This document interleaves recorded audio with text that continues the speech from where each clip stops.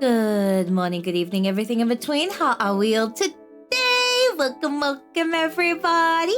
How are we doing? Have we been staying safe and have we been making good choices? It is Wednesday today, so we are loving women today. Yippee!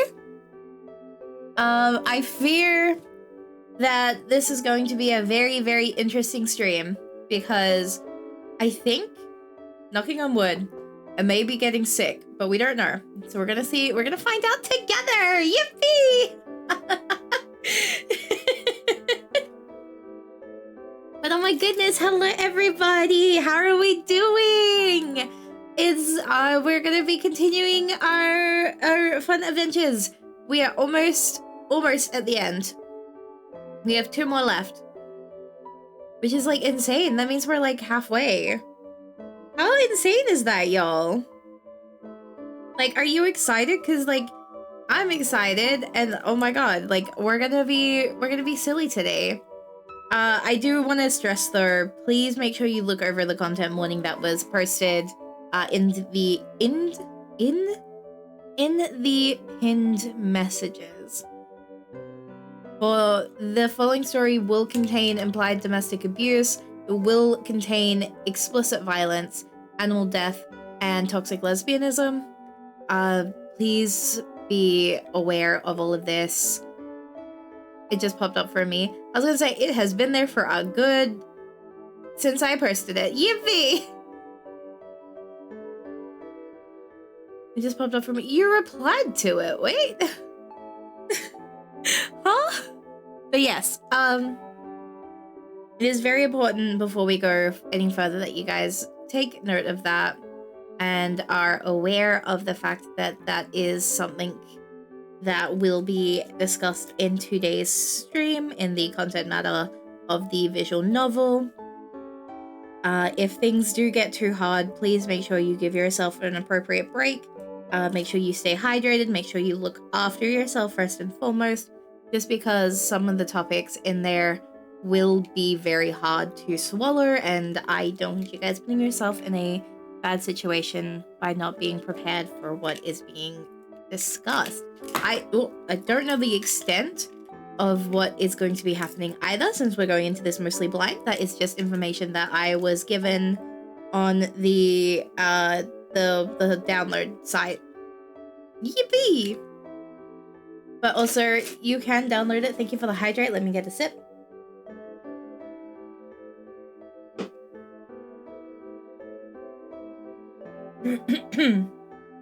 You can also download it as well, so that you can play along and read as we go. That is, or if you want to do your own like play at any time, the download link is in the pinned comment so that you can check it out. You can also check out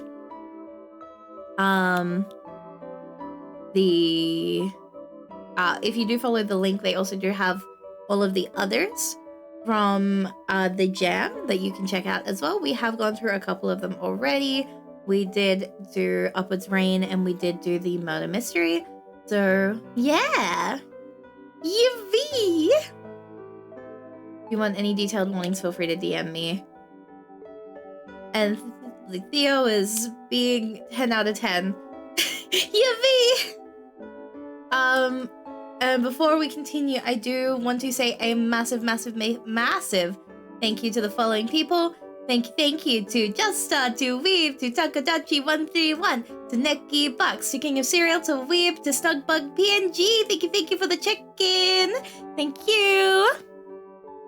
So yeah, so many things happening. Well, one, I think my reading comprehension is dead today. Thank you for the check-in, Mama. Thank you. But we will be doing our best. And also, to give you guys the update on Imogen and Elia, they are doing really well. I had to put them in their sleep mode because obviously I don't want them to be yapping during this stream. But they're still only in Agumon and a Gabumon at the moment, but they have been growing up in their levels. They're both level 3 now, and they're very well loved and cared for. They've been doing a lot of like training. We're up to levels, I think we're Zone 5 now, so we're very excited.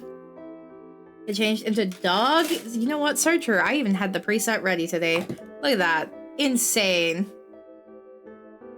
Just means if I'm dog, you don't get custom emotes. So really, you're playing yourselves because Numbat and the other ones have custom expressions. Yippee! But yeah, no, I'm not commissioning Shura to do other expressions for this one. I refuse. It's not happening. Wait, oh my god, talking about like PNGs, did y'all see that person where she took photos of herself and turned herself into a PNG tuber? Because like, let me tell you, that shit was the funniest fucking thing. Hello Takadachi, hi!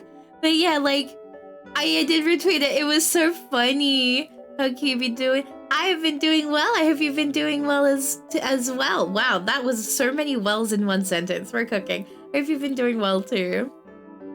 But like, it was so funny. And her using it was absolutely insane because I was like, oh my god, what is that?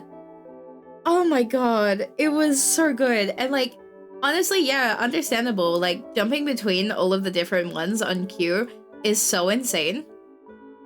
I feel like she came away from that office and she's like, I have so much respect for PNG tubers now because what the hell? I'm like, yeah, we do all the expression changes, yippee! But yeah, no, you're not getting multiple Dog Mari expressions. We are not. You're getting this one. I will not pay for more Dog Mari expressions. I'll give you more Numbat expressions. I'll give you more base expressions. But you are cooked on the dog expressions. You're getting base and the smirk. I don't even use the smirk. I have this one too, ready? Yippee! These are my 2 expressions.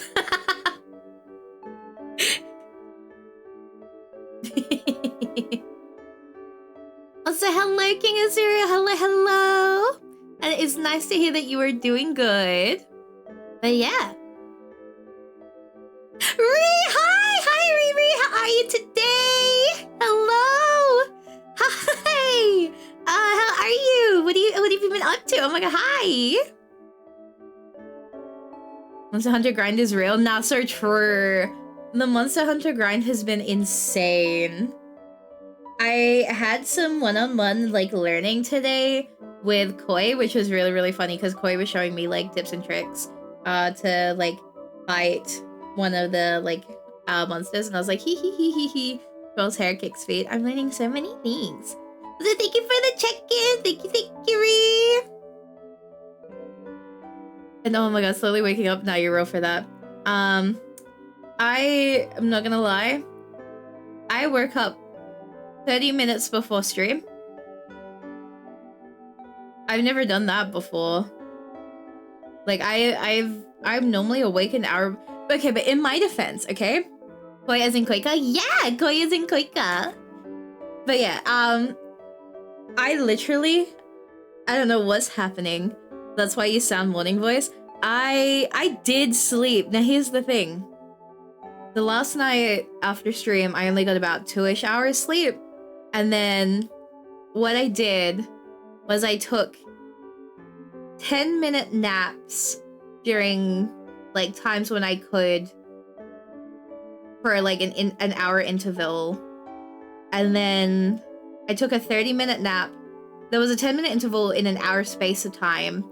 So I'd like nap for 10 minutes, check on everything, nap for another 10 minutes, check on everything. So I probably got about 40-ish minutes of a like 10-minute lots of naps. And then I took a 30-minute nap for my lunch break today. So I had a nap for lunch.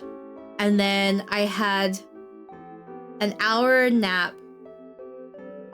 before stream that became more than an hour nap because I thought that I had woken up at 8 o'clock to do my hour warning message to be like, stream in an hour. And I distinctly like I fully remember doing this. I remember waking up from my nap where I laid down to sleep at about 6:45, and I remember waking up at 7:55, tweeting out that post, going back to sleep. Well, I don't remember going back to sleep. That just kind of happened. But I remember making the tweet. But then I woke up because I have an emergency alarm at 8:30 to let me know, hey, it's 30 minutes, like, check-in. Are you ready? And I hadn't done my hour, like, warning. And I was still in bed, not doing things that I thought I was doing. And I was like, oh dear, yippee. So I had to get up and get ready. It was definitely funny. That's never happened before. So yeah, we're gonna be very interesting today. But I think if you count all of that, that should be at least like 5-6 hours of sleep put up throughout the day, which is like, that's like what normal people get, right? Like, we can all agree that's like a normal amount of sleep for a person. Like, that's normal. There's 2 hours, then about 40 minutes-ish, then 30 minutes, so that's another hour. That's like 3 hours there. And then another, what, 2? 6 to 7 to 7 to, so like, just almost, like, yeah, that's like 6 hours. I'm girl mathing that. I think that's around 6 hours. Yeah, that's a normal amount of time to sleep. If anything, I am very well rested right now. Because I had 6 hours today. We're doing great, chat. Trust me, we're cooking. Also, I do know for a fact I'm gonna go into the next screen, and it's gonna be wrong.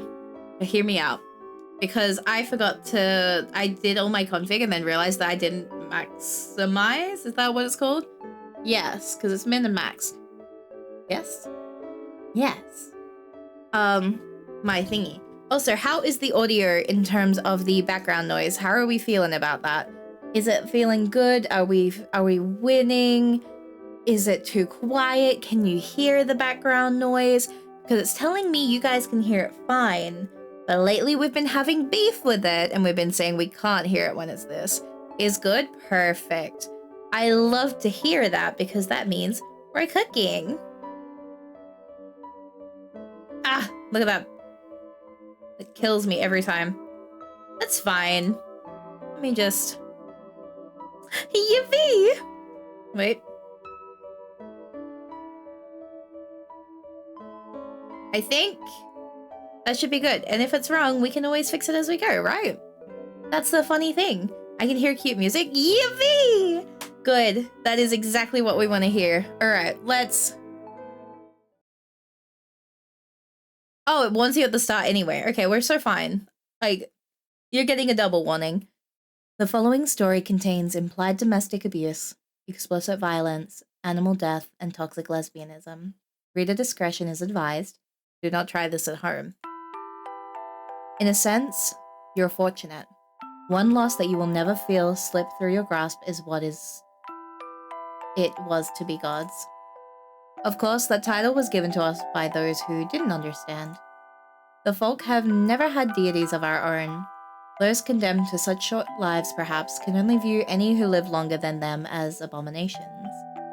But when humanity first came to this land, they saw what we were and knelt, and in their awe they prayed to remain insignificant to our eyes.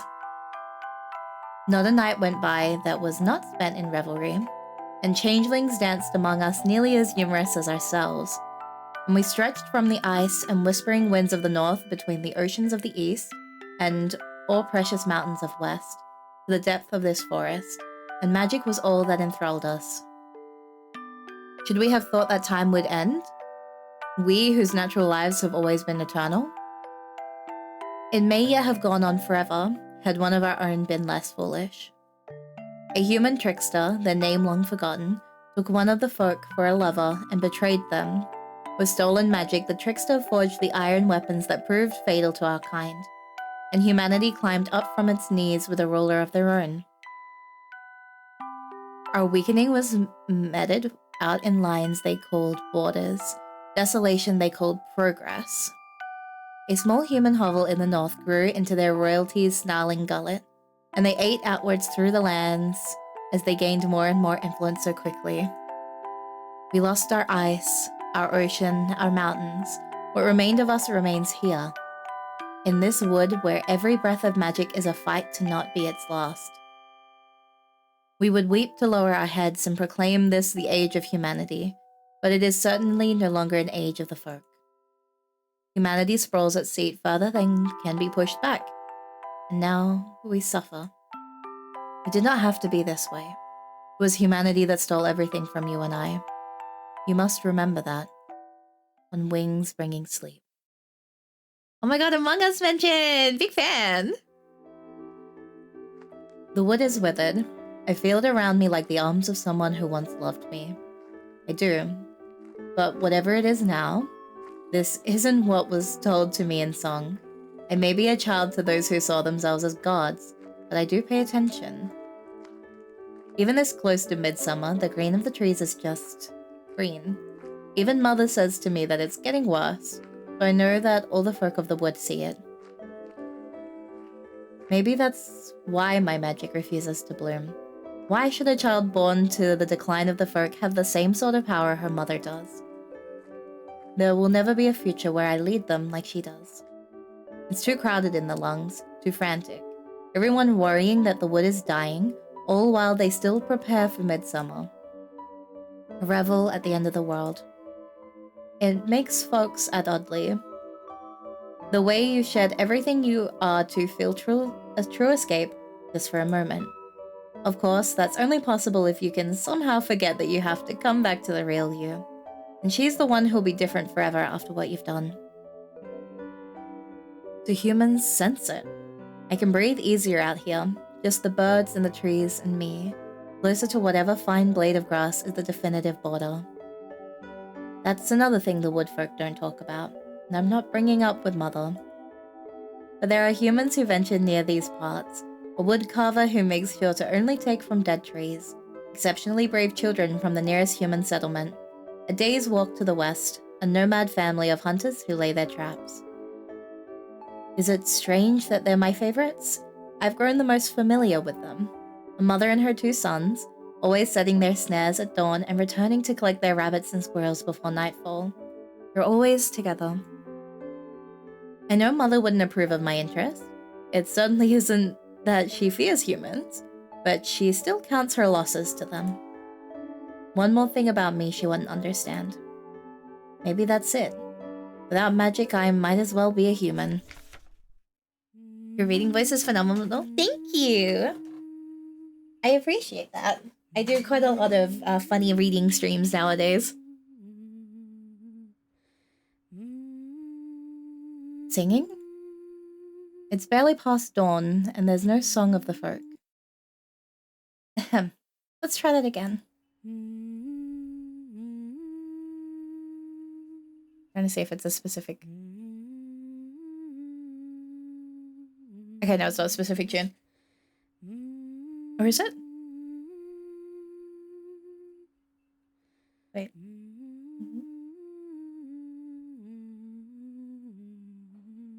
Okay, no, it's not ringing any specific bells. And if I'm missing it, I'm gonna be so embarrassed later. Oopsies.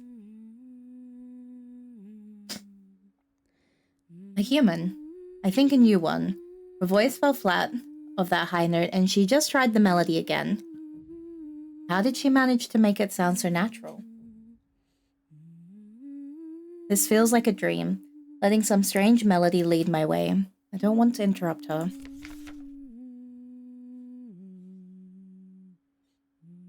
A girl. She's singing to the bird perched on that branch, like we would. Oh, but her other hand. She took 2 eggs right from the nest and into her pocket. It's clever enough that she must have tried this before. Alright, at least that's breakfast taken care of. Mother would just observe. Well, Mother wouldn't have followed a mystery song through the wood at all. That song was lovely. Who goes there? She jumps at my arrival. How do I appear to her? Her gaze is lingering on...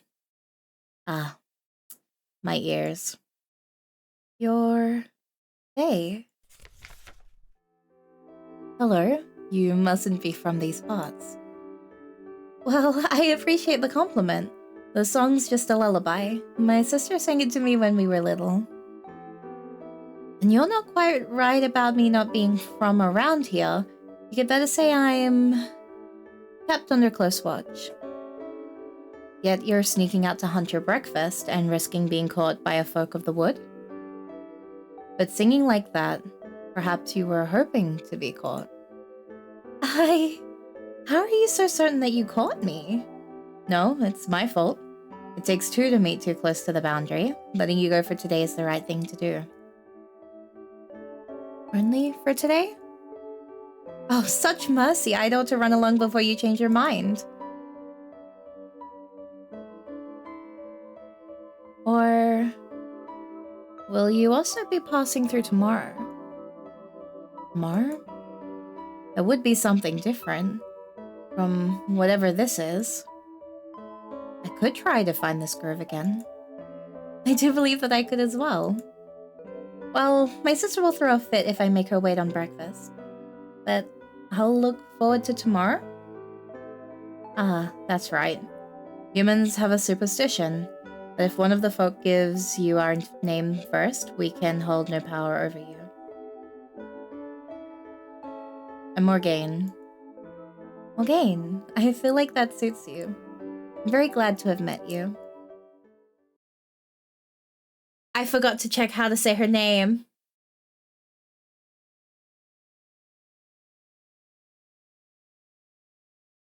Wait.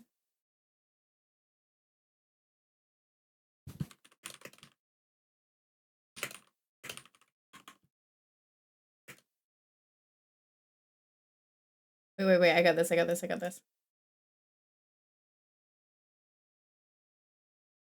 let me make sure that you guys can't hear this. Wait. I'm cooking.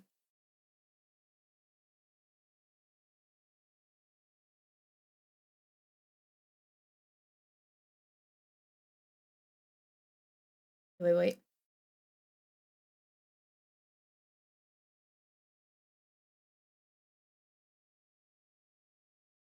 Ilse? That's how it's telling me to say it, is Ilse.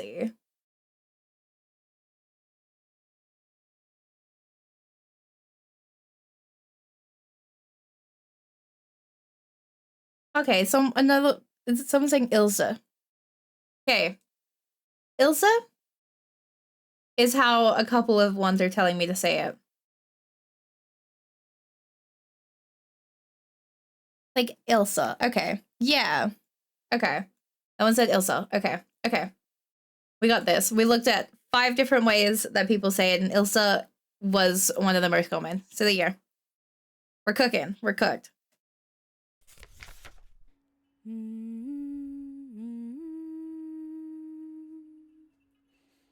I can't help but hum that lullaby, she said. The folks don't have to sleep as much as humans. I've never thought about a song I would want to fall asleep to. And I have something to look forward to now. Ilsa and I talked for barely 2 minutes. But this is the most that I've wanted to do something in ages. Speaking of things I need to do. Let's see. Some chamomile and some gardenia. Oh, and lavender. Perfect. That should be strong enough to mask if any of Ilsa's scent got on me. I don't think I could pass her off for a changeling. Especially since the only one I'd have talked to is... yeah, her. More folk about this morning than usual. Must be revel preparations. I don't really bother waving to anyone anymore. Sure, there are more new faces now than that the last of the mountain folk have merged with us. But even the ones I've known all my life, it's obvious how they see me. Late bloomer. Unendowed. Can she really be Mab's daughter? Believe me, I'd have it some other way too. Mother and I live on the outskirts of the lungs. For how much time I spend trying to escape it, you'd think there were shackles keeping Mother chained inside. Sometimes she'll go months speaking to nobody but me, if nothing requiring her leadership comes up. The magical lesbians you huh? Absolutely they do. We have so many instances. I take a moment to breathe in the old wood. The Morgaine, who spends her days roaming the wood, spying on humans. She's left out there beneath the trees. She's not the one who enters this cottage. I like to think she's the real me. I wish it were larger in here. I can't hide anywhere, not even from the walls. They're all painted with the stories of old, from when all this land was our heaven. Mother is there, but the portrait isn't really her. She's so minimal. Just dark horns and judgment among all the revels and hunts, violence and creation. I've always felt a revolting fascination with them. Like the first time I opened up a dead animal for a spell. Power that my role is to never dream of. Good morning, Mother. Ivy would have been preferable to gardenias, but you can fetch that later. You know where to put the flowers. Can I help prepare anything for the solstice? I suppose there are some more wreaths that need to be woven. Ah, yes, wreaths. Wreaths that she'll do all the magic with, mind you. I can weave some of the finest wreaths in the wood for how many years I spent only making them.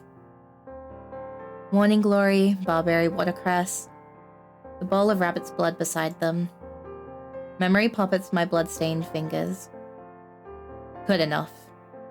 Remember that you were born to a purpose, Morgaine. Here we go.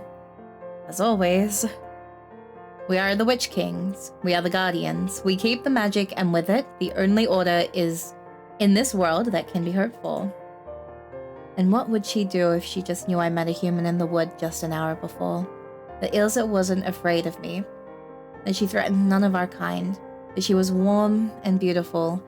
And all she asked of me was whether we could meet again. I understand, Mother. I'm sorry, Morgaine, but you don't. Not until you play your own part. I need to go gather some more ivy. It looks like we need more magnolia as well. She doesn't need to know I had crushed the last of it under my boot. You know what you're doing, I hope? Those blackbirds are out again today. Is it strange that I hope they don't wind up anyone's dinner? Let's see. Which way did I walk yesterday? I think it was to the west, and then a bit north.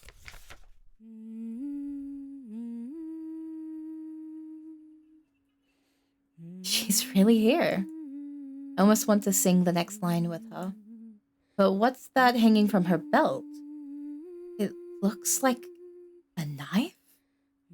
Which could be for anything. She was hunting yesterday, wasn't she? Still, I don't see any blood on her. And the real thing she'd need to protect herself from in the wood is...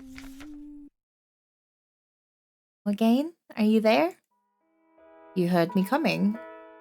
I'm not certain that heard is the best word. I felt something yesterday and just now, right before you appeared. You Fae probably don't even register it. But it's like the whole forest pulling a touch closer around me. So yesterday too, then. I'd be lying if I said there was no shadow. Can I confess something? When I felt it with the stories I've heard about those trees, I did wonder. Hope even. So the singing? Well, don't start thinking too highly of yourself. The girl does need to eat too. No need to just stand there. We both found our way back, didn't we? She doesn't even seem fazed by how close we're sitting. It's like she doesn't have a care in the world. Must be nice. Oh, no, I need to say something. That this is only the second time we've met. How much do we actually have to talk about? Did you, find any more breakfast today? Really? Breakfast? What am I even saying? But she's laughing. It's musical. Like she can take her amusement and bend it into something beautiful. No unlucky birds today, sadly. Maybe they got smarter. Maybe. I did find these, though. He's woven some wildflowers up her arms the same way that I do. I thought that I might bring some back for my sister and myself. Is she the sort who wears flowers in her hair? No, I can't quite picture that, which is why I want to see it. She wouldn't say no, it's the least that she owes me. She smiles with her teeth. Her hands keep going in and out of her dress pockets while she talks. She feels realer than she did yesterday. I made a lot of wreaths out of flowers like those, you know. The gardens we have are beautiful, so I've heard. The drawings of some of your flowers that I've seen, the paths change every day, even as you walk. The air brushes your cheek like it's been longing for your return. It's tempting just to linger at the entrance, but you wonder, what's in bloom? Even flowers you would grow on your windowsill feel different. Golden. Magic. It seems more fantastic than I can imagine. The whole garden is really at your command? Oh, the garden! Is that where you keep your own menageries of fearsome beasts? Fearsome beasts? I've read about them too. Twin-tailed black cats who trick human travelers into games of finger burns on your behalf? Or serpents who grant understanding of their language with a bite? Well, some of us do have familiars. You make them sound far more fantastic, though. Oh. She's so earnest. I feel guilty being the bearer of bad news. It makes sense that human accounts have blown things out of proportion, though. What would help her understand? Or I can try showing her. It won't be the real thing, but when we tend to them, it's sort of like... What am I thinking? I'm about to make a fool of myself. Because how many times have I dug a hole into the earth like right now? Have I placed bits of plant inside and covered it back up?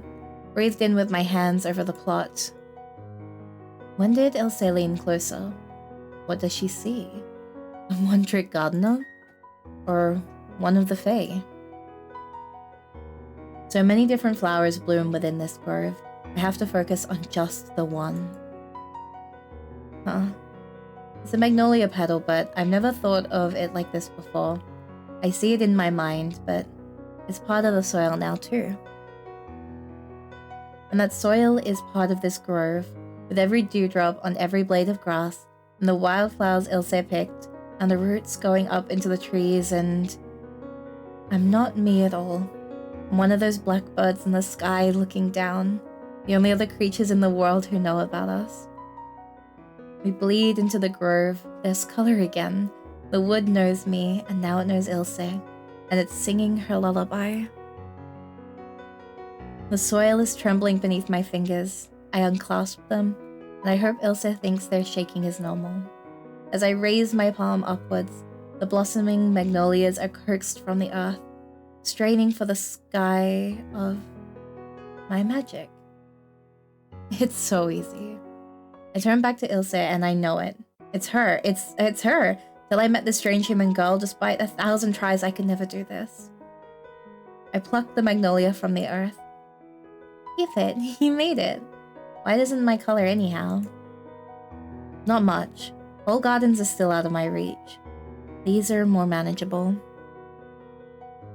I pluck up a stalk of Ilse's willard flowers, braiding my magnolias through the smaller blooms. I don't even have to think about what my fingers do. I barely have to look away from Ilse as I braid another wreath. Some skill for one of the fabled folk, isn't it? Could you humor me? Would you mind turning around? Oh my god, we should not do that. Girlie, we are getting too trusting here. We just met. It's been a day. Oh, maybe I should have kept to just one flower. Making a whole patch grow in a matter of seconds was a bit much. She takes the wreath from me and then I feel her hand on the back of my neck, pushing my braid over my shoulder. The cold prick of her fingertips somehow feels like a sunburn on my skin. She can see my left ear fully now, my base nature laid bare. There's some small breeze blowing just between us. Ilse breathing me in. Her fingertips trace higher to the nape of my neck. Love recklessly? No, love logically. Love in a safe manner. My dove, my swan, you've been gone so long.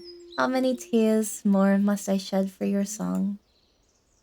I'm sorry, I didn't mean to startle you. You tensed up. It's fine. You can keep singing. The lullaby, right? Right. Her own hands are getting more confident, and her voice. You left me with naught but a smile and passed on. This poor crow can't fly from the memory of your arms. Yet I know what skies you've soared onto from me. No pale beauty feather is stirred by my pleas. I bared you my heart, and I'll see yours bed too, if holding it's the last thing I'll ever do. Her hair is nothing like mine.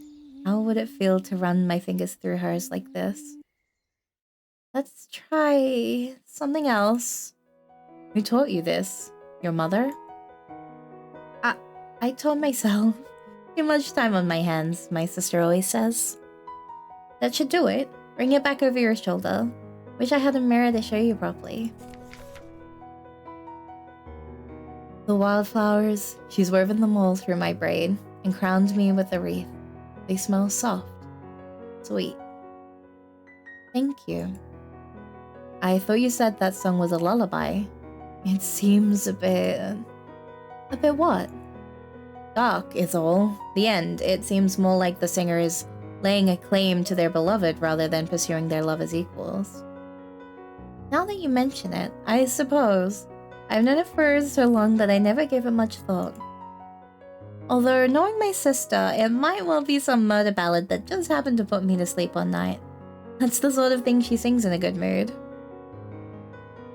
Who really thinks about the stories we tell children until someone points out their flaws? Stories. There's the one Mother has told me so many times. I've memorized where she pauses to breathe. But all that happened centuries ago. Things get lost in memory, don't they? Let me return the favor somehow. Our midsummer revel is almost here. Maybe next time I could teach you some of our songs. Maybe next time. Listen to me, assuming a whole future without even thinking.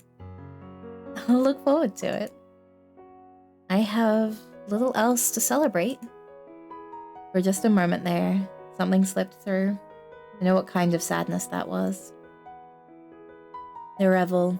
If I could make a glamour, it could sharpen the tips of her ears. She could dance to our music. Be the queen of the festivities. And when she's caught, how horribly will that end? Look, this grove is what we have. This grove is enough. I pick up the second wreath and straighten it on Ilse's brow. Wear this next time too, so that one thing of ours can match. You keep saying next time. Even yesterday you agreed so readily. You really want to know that much about me? You're new, unlike anything else. Well, I suppose you do have me there. I should go. My sister and I live alone, and she worries if I'm gone for too long. Of course, we wouldn't want that. Tomorrow, though? Tomorrow. 2 young human women living alone, this close to Folk Forest. Fearlessness must run in the family. And who knows about young either? That sister of hers sounds more like a mother. She was singing Ilse to sleep as a baby. Just what in the name of the tallest mountain was that, Morgane? Who? Dahlia? So this is where you've been wandering further and further off to? Gathering for Mab, surely. What does mother have to do with this? Really, Morgane? I'm trying to give you an excuse here, because to me, it looks like you... Why do you care what it looks like, what I'm doing? I thought that wasn't how you felt. I think it matters for all of us if you're beguiling a human. That's not... I don't have to explain myself to you. You're a changeling. How is it any different? You and I both know perfectly well the difference between me and a human. Did her family leave her at a boundary? Has she met the changed part of the process? That's what I thought. No, it's not because nobody is being beguiled. She's just a human from the wood who happens to be human. She's just a girl from the wood who happens to be human. And it doesn't matter if she knows who I am because she's the first one who doesn't care.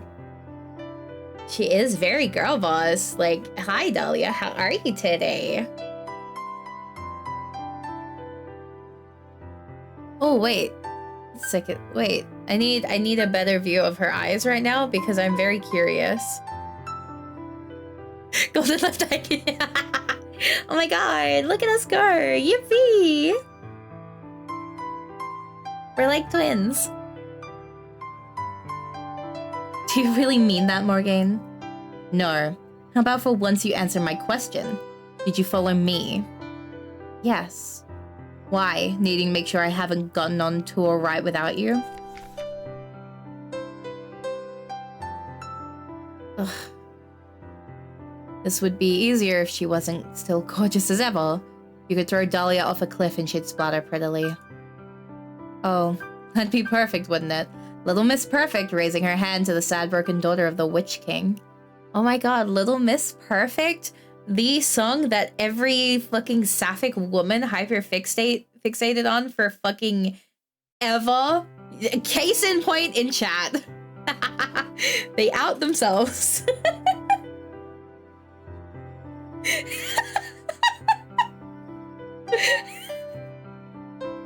Oh my god.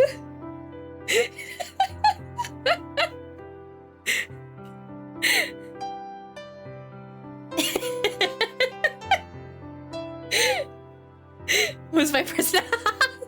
Oh my god, you're right. That's so vastly different. I'm so sorry. Will you ever forgive me for this slip up? Oh my goodness. Oh no. How will you ever find the ability to forgive me for this? Oh my god. The way you walked into that one, I'm so sorry. Except, she's tracing my jaw as she pulls me closer. Her lips brush the ridge of my cheek. Well, have you? I still remember how to hold her. Her lips close in on mine. What? The magnolias I grew that weren't woven into Ilse's and my crowns are right at my feet. I don't think anything. The girl I loved like a spark loves dry wood is kissing me again. But they shoot upwards. Ah! My ankle! She breaks apart from me, stops, tears her foot out from the magnolia stalks that wrapped up and around it. Morgane, what are... Oh, you're all over them? Did you use magic? Does Mab know? Why do you care what goes on between me and Mother? Morgane, if you did that, that changes things. You're not being fair. And you're And you're only honest when it suits you.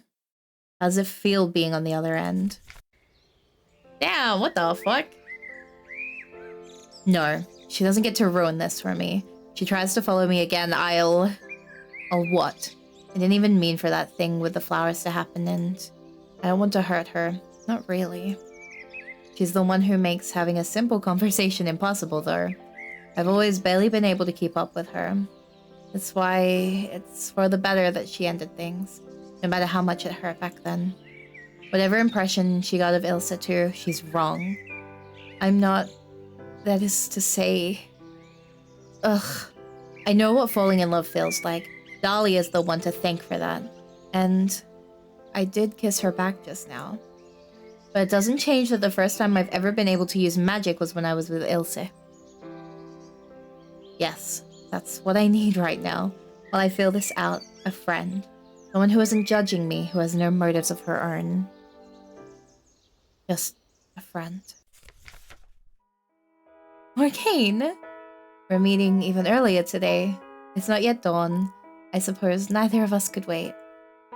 It would worry how Ilse found her way through the wood in the dark, but there's a candle lit inside a glass lantern she's holding. She looks... tired. Tense. She wasn't using her right hand to hold things yesterday. Where did those blisters on her palm come from? Did I not mention it? Did I say that out loud? Oh, you don't need to hide it, I just... Well, now's a good time as any. My sister is a craftswoman. It's only right that I help her with whatever she needs. Would you humor me? How far exactly is your home from here? It just troubles me how far you've been walking. Would you like for me to show you? In the name of allaying your fears? Okay, she said the craftswoman, and we had that mention of the stuff at the beginning, and I'm just saying, I'm calling it now. That's linked. Pretty sure they did more than day. I have the feeling they definitely were together for an interesting time. Yippee! We're traveling further north like I suspected, but not towards that human village. I don't think any of the folk have walked in this part of the woods since Mother's youth. And Ilse, she keeps looking back over her shoulder at me, like she can't believe I'm following her. Is my being here helping her nerves or causing them? I don't know what else I expected. It's a proper house. No thatched together cabin with logs still groaning from being cut down. How long did you say your family has lived here? Oh, the cottage? I don't know, to be perfectly honest. My sister couldn't live in the capital anymore. She took me with her and followed the river south until she found... Well, we aren't the praying sorts, but it was a certain stroke of luck, wouldn't you say? So it's always just been the two of you? For all your life? Oh, interesting. Ilse, are you out there? Out here, even? I can't see her, but it's no mystery who that must be. Something feels wrong. I crumble a fistful of ague in my pocket and lay my palm on the nearest tree. I've seen plenty of folk do this spell before, and it feels sort of like growing the flowers did yesterday. Bloom. Hide. Like the bark of the trunk grows around my hand, a slough of hot wax that scrapes rather than burns. My skin models the same color as the wood, patches of moss laying their claim up my arm, till all of me that's visible is dusky green. Go, Ilse, it's fine. Why is she looking at me like... Oh no. This isn't the magic I used to grow those flowers, this is... The reason humans cut down the trees before they lay claim to the forest. The stories that keep children from wandering from their beds. The monsters tapping my fingers at her window. Ilse? Ilsebeth. Do something, Ilse. Say something. I promise, it's still me. Grimhild, I'm right here. Ilse? Did you go into the woods? Ilse, I swear, I don't want to talk about this again. The sun's barely even up. It's alright. Let's just go inside. Hello, I'm well. How are you today? Grimhild, it's nothing. That's right. That's all you can say. Nothing. Nothing. I'm... nothing. Should I have a sense to stay away? If Grimhild suspects something, we both need to be cautious. But I was cautious this morning when I used the camouflage magic. Look what else I thought of that. Right. Left arm, right arm, everything back to what Ilsa sees. And as for what's in the bag around my waist, well, Mother might see what I stole and realize what magic they worked together. Maybe she'll be proud. I've got to go back to that cottage. She won't come to me. I recognized how she talked to that sister of hers. Sister, mother, seems either way. I thought right. It somehow looks smaller at night. Which room is Ilse's? That's the last thing I need. Her sister waking up to see me outside her window. Oh, up there, the loft on the second floor. That's the candle from Ilse's lantern this morning. Did she light it for... She's even left it open. And there she is, brushing out her hair for the night. Her arms, I hear how she breathes in every time she raises them. They're stiff. She's hurting. Sister Kay feeling a little under the weather, so I'm staying home today. Make sure you get some good rest. Make sure you look after yourself, stay hydrated, and I do hope that you feel better soon, okay? Do take care of yourself today. Something isn't right in this house, but then I already know that. Ilse? What do you want? I've never seen her like this. She turned around so quickly, but she looks like she hates me. Like the doe at the end of the wild hunt, I've only seen her teeth when she smiles, never her fangs. And her nightgown isn't like the clothes I've met her in. I can see more of her. Her chest, her shoulders, they're all bruised, like ugly eclipses all over the patch of her skin. It's the height of summer. I've always met her when any human should have sweat salting their scalp, with her neckline buttoned up to her throat and the cuffs at her wrists. Oh, they've always been there. Who hurt you? Who? Oh, why didn't you tell me? Again, tell you what? You're not a fool, Ilse, and I'm not either. You shouldn't have come back. I think those bruises are exactly why I should have. You don't understand nearly as much as you think that you do. Ilse, if I did anything that upset you, I truly am sorry. That wasn't my intent. No, Morgaine, it's not... Ugh. I'm not angry with you, it's myself, how I acted earlier. I don't know why I thought leading you here was a good idea, then Grimhild was there, and I've never had a friend. Not truly, and I realized that's what you are to me, Morgaine. I just hadn't let myself think that way until we were right there at the doorstep, and it wasn't perfect. Not the way I thought it would be. Friend. She does feel this bond too, then. It's real. So why does that word feel like shadows on a summer day? I want to help you, Ilse, no matter how little an escape I can offer. I don't know where yet. Past the grove, maybe there's our revel. But you can't understand the kindness you've showed me. All that feels right to offer you. For your friendship. Thank you, Morgaine. Why do I feel like you know so much more about me now than I do you? Necessary caution? When you were a stranger, at least. Don't you see, though? I can't explain my world in words. This is the best answer I can give you. Surely a night stolen into the Folkwood is better than... how I exist here? What have I done for you to slip through my window with the night and save me from existence? Please don't think of me that way, as a girl who's only wounded, only ever falling, who's never wondered where the bravery to save herself lies. She only held my face in her hands for a moment. But is there some magic that preserves the ghost of a touch? Tomorrow, then? Tomorrow. Good night, Morgaine. Let's see. I think I got away cleanly. Mother shouldn't notice me taking from her storage if I supplement from the gardens. You should have guessed food would be heavier to carry, though. Oh, hello again. Just you today, little blackbird. Bird! That is one whole bird!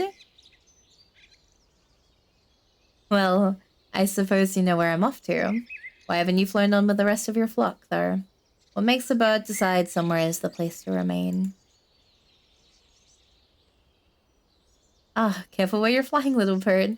You nearly made me drop my bag of tricks. Insane. You really are my escort, then? Maybe I should call you something nicer than little bird. Okay, I know you're there. What gave it away this time? It was different. Michael, thank you for the check-in and hits me with a hydrate. Let's go. All right, let me get a sip.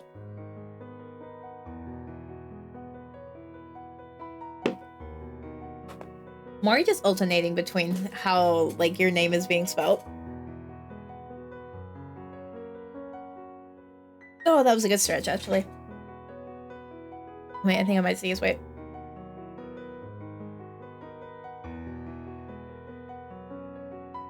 Oh, we're so back. She steps closer to me and takes my hand in hers with a swipe of her thumb over my knuckles. That's a standard human greeting, right? It was a scent today. I don't even know if it's yours alone, but I feel like every tree in the forest had suddenly gone into full bloom. All that lightness and lush was wrapping around me, upping the fate dramatics, are you? I wasn't trying to.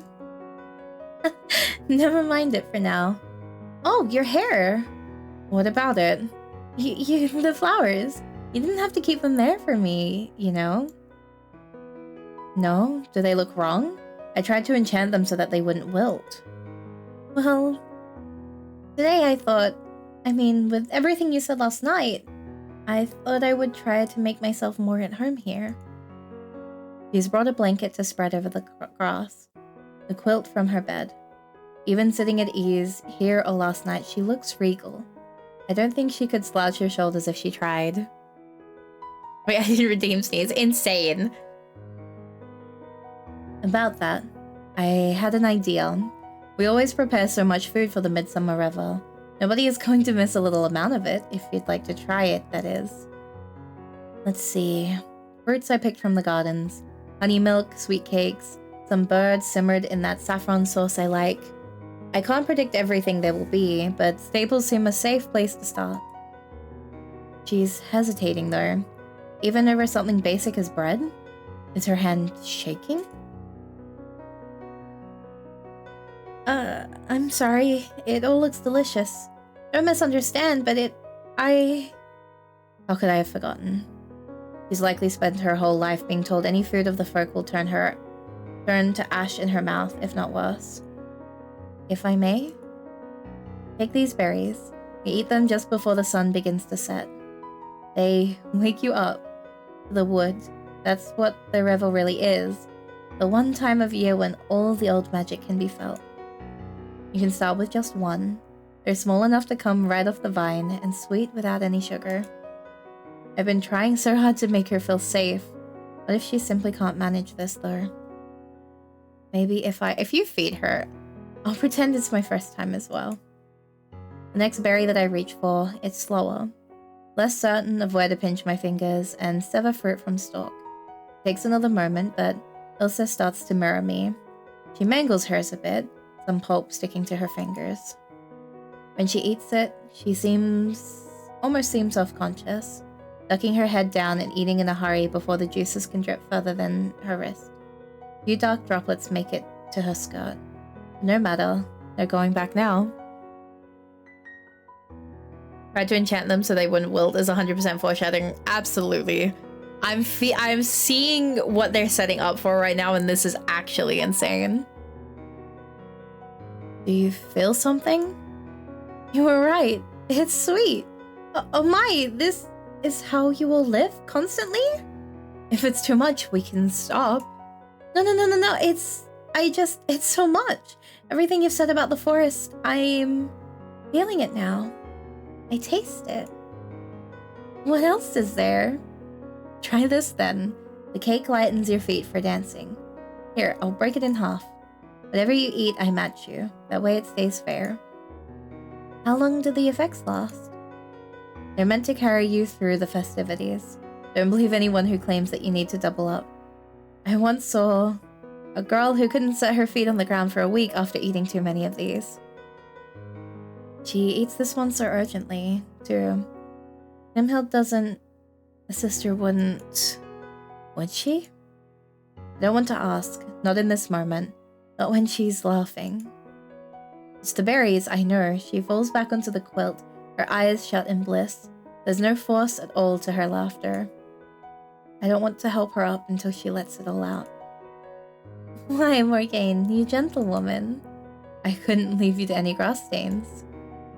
Morgane, would you like to dance? And before I know it, we're pulling each other around the grove, clasping hands and spinning until our vision loses direction. Whirling beneath each other's arms, weaving hopping steps towards each other like dewdrops on a spider's web. I feel carefree, maybe for the first time I can ever remember. Goodness, you weren't exaggerating. I'm absolutely parched. What's in that water skin at your belt? I'm not certain you want to try wine right now. Wine? I'll admit I've never been, inebriated before, but that's not it. It's, well, our wine makes you honest. Honest? So if we both drink a truth for a truth? Whatever either of us wishes to know? Oh, this is bad. Oh, we shouldn't be doing that. Oh, we should not be doing that at all. I think we need to reconsider our options, Girly Pop. This feels like a trap. This feels like we are stepping somewhere dangerous, and we are watching a train wreck in motion. Alright, the first question that comes to mind. No regretting it, whatever the answer. There's not much more in here than for each of us to have a sip anyhow. I'd forgotten how heady it is. Ilsa downs it quickly, although I don't think it's from practice. It's the third date. Okay, you know what? You're right. Oh, that's not quite what I expected. I think it's meant to taste better the more that you drink. Go on then. Have you ever... Are you not afraid of me? It's a simple answer. Of course not. Of course not. The words don't come. For that to be the case... No, I can't be afraid. Was it the fight with Dahlia? Yes, that has to be it. That just shook me. Not that either? Then what? I know I'm taking too long to say something again. Ilsa has to see it. The betrayal of magic. What if there's no version of the truth that I can give her? That's alright. I haven't been certain myself recently. Don't doubt yourself. Don't let anyone make you. You're not a monster for claiming whatever you can from the world, even if it's not what you might have expected. I didn't hear a question in that, Morgane. Can you tell me a story about the old times? Don't alter it for my sake. Tell me about my people, exactly the way you've heard it. Okay. Once upon a time, the people of Vildegrund answered to gods, and the gods were hungry. Prayers were left to be ignored, a prize cow butchered on the doorstep, bowls of milk swirled pink with blood. Desperate families offered up their unwanted children, chaining them to the ground when they rejected their purpose. All agreed that to be changed was the kinder fate. If the gods returned them to you, whether they still breathed was inconsequential. Children wept to walk their tattered feet across hard ground. Parents could no longer meet the eye of any within their family. Lovers would scream at the touch of your hand. Into such a genealogy was born Ike the Diligent. She lost her sister to a beguiling spring, only finding what bones of hers washed down the river from the hunting ground of the gods. Her father went to bed one night a man, and she found him the next morning as a mass of flesh still bound to his killing tree. And then one day, her lover returned to their home like a lost ghost. She swore that her people would bear no more. Ike's family came from low means, but her lover was a merchant who had travelled far and wide and had gifted upon her their engagement a dagger of foreign metal. Armed with all that remained of her love, Ike ventured into the woods and waited. Some say she'd brewed a solution to counter anything the gods bade her ingest. Some that she cut open her own veins and bled into the earth, knowing what thirsts it would draw. Others that she simply stripped naked and waited to be found. Perhaps all three, perhaps something else entirely. When Ike awoke in the morning, her mind remained her own, as much as her lover's dagger, buried within the breast of the dead fae at her side. Ike returned to the hunting ground upon the next full moon. The lover's blade once more fell true, and this time granted Ike a gift greater than vengeance, a vision of what she must do. She spread her tale from village to village, and with it the knowledge that gods could be brought low. And when she slew the Fey Lord who had stalked the boundaries of her family's home until it held only her, she carved her declaration of war from his chest and left him to be found. Human settlements, once isolated and penned like cattle, banded together. A capital of our own rose in the north. What became of Ike as the new balance was weighed in our own tale's only mystery. She was last seen leading the charge against the Fane's own Horned Queen, their greatest and most terrible commander. A hero such as Ike would certainly have been proud to sacrifice herself for her people's triumph, and indeed, the end of that battle marked the drawing of the boundary pact that keeps the Fae at bay even now. Yet, some claim that with her family avenged and their hunters humbled, Ike returned to anonymity. They claim she may very well have lived out the remainder of her days in a once impossible dream, free from terror. Do you see why I asked what I did? Centuries have turned wounds to scars, yes, but you still took so much from us. And we, I suppose, ended anyone's right to divinity. Hearing the story like this, I never wondered if the Faithbreaker had a name, and the Horned Queen could have only been Mother. He's always told me that humans don't comprehend time how we do. I wouldn't think that was all history from centuries ago, though, not hearing how Ilse spoke of it. So, now you know. All that I ignore every time I do this. You. Suddenly, everything I can think of to say sounds like it will just prove her right about the folk. That we didn't want a war of absolutes. That she had no way of knowing her version is what really happened. What response won't lose her forever? I can't think of one before she suddenly grabs for a plum still lying on the quilt, biting into it fiercely enough for the dark juice to spray across her lips. Why should it fall to the two of us to right every wrong? And before I can let myself think twice, I cradle her chin on my fingers, wiping the juice from her soft lips. What did you say this fruit does? Oh! Oh no. Oh no. Oh no. Oh no, no, no. Oh no. Actually no. Actually no. Oh no. Oh no. Oh fuck. I have no idea. We can find out. Instead of taking a bite from the plum, I flick my tongue to the droplets on my finger. Ilse watches me do it, and I feel a strange sense of oh my god. I feel my little bird circling above us once more. There's a buzz, almost like an itch, running up my spine, spreading along my shoulder blades. The space between me and Ilse suddenly feels different. The quilt beneath my hands isn't soft anymore. It itches, up through my skin, suddenly rushing through my veins like an embrace. I'm frozen and I need to move. I feel stirring along my muscles, but it's like my brain doesn't know what to do with them. And somehow, I feel a certainty that Ilse is experiencing the same. Although, how can I know? I can't look her in the eye. The light. Oh, thank God. Oh, thank God. The light's changing. The light's changing. Grimhild won't believe I'm taking this much time. Grimhild? It's my day to hunt. It doesn't take me all day. Something isn't right about this, but I already knew that. That's not the face of someone who wants to go home. And I still have what I was too cowardly to give her last night. Ilse, do you trust me? What? I have here a glamour spell. All you would need to do is wear it like a charm. Can you meet me back here tomorrow before sundown? Tomorrow? Isn't that your Ethel? Yes. She touches me then, just running a finger along the length of my ear, pushing my hair back. Like I suddenly know every way I want to touch her in return.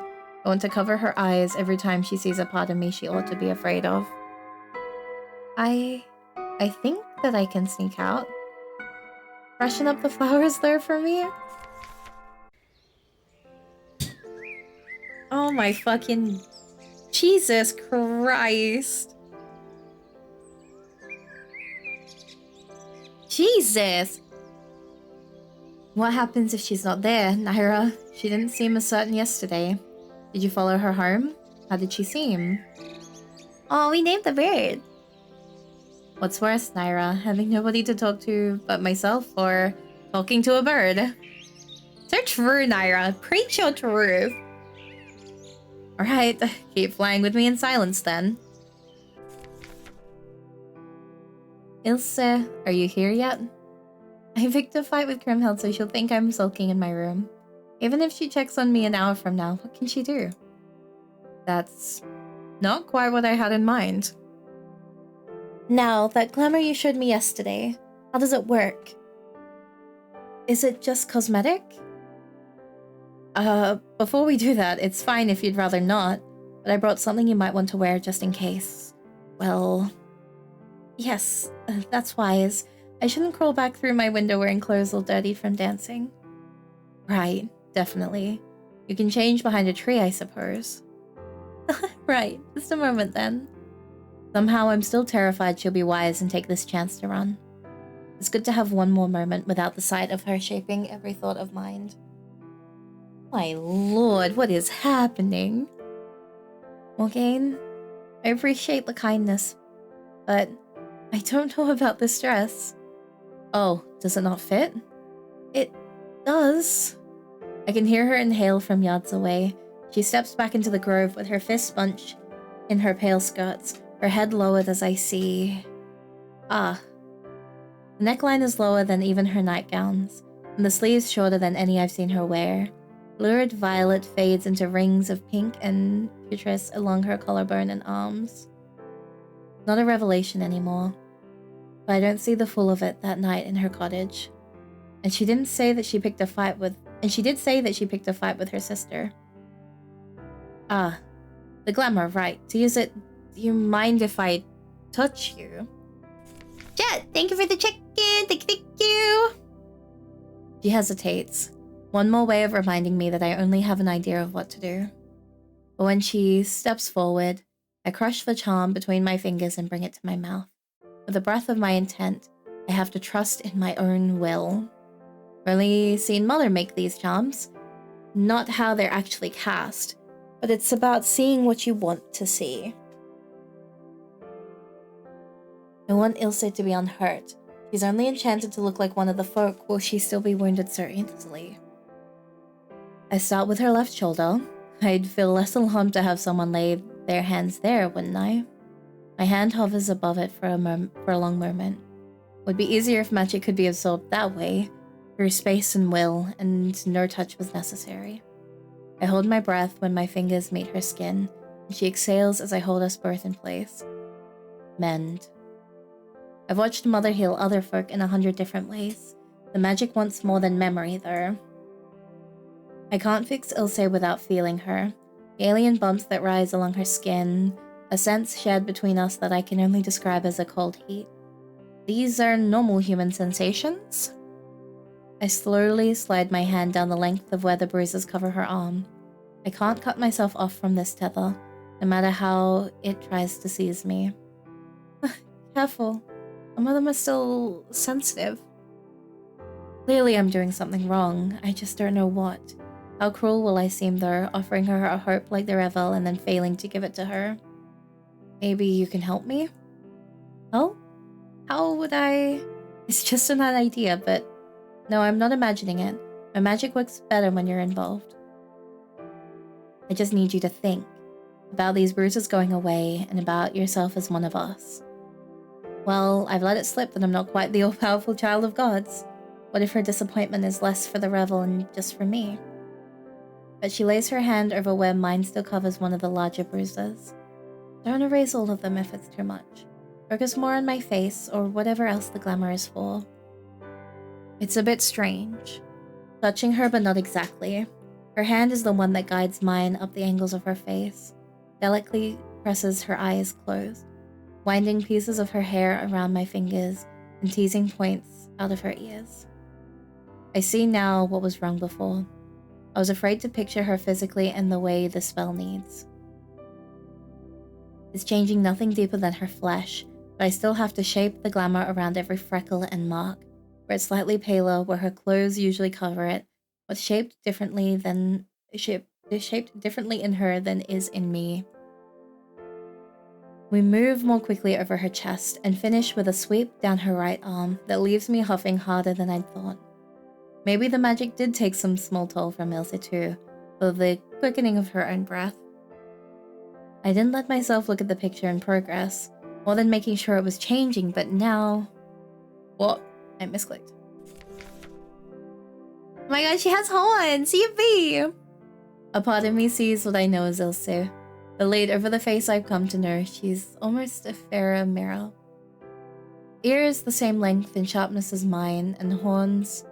Why horns? Is that an endowment my magic gave her? How do you feel?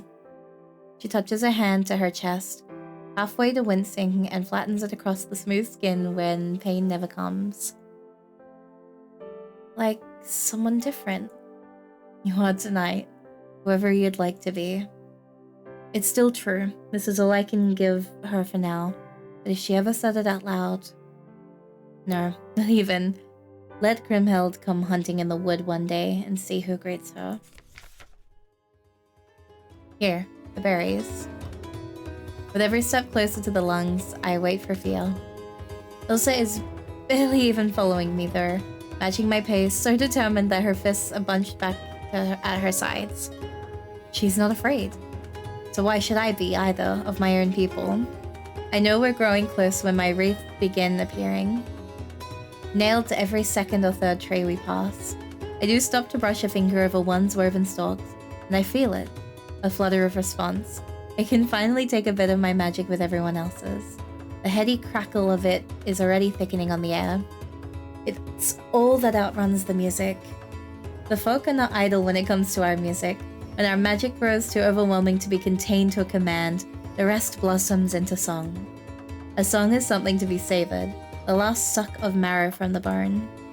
It's simple strikes now, measured beats. They waver on the air with a promise that I wonder if Ilse can hear. A call to gather. This isn't my first revel, of course, but it's hers. That sends a different rush through me, that I'll be able to watch her and see. She'll shine. Our hands will stay locked together like this, and she'll come the closest she's ever will to magic. Alright. Thank you for preparing me. This would have been too much if you hadn't. You still feel like yourself? Well, of course not. That's what's beautiful. What's the point of formalities? I've seen every one of the folk around us each day for 18 years, and no revel greetings will change how I'm received by them any other day or night. When we first step into the circle that's forming in the lungs, though, I expect every head to turn our way.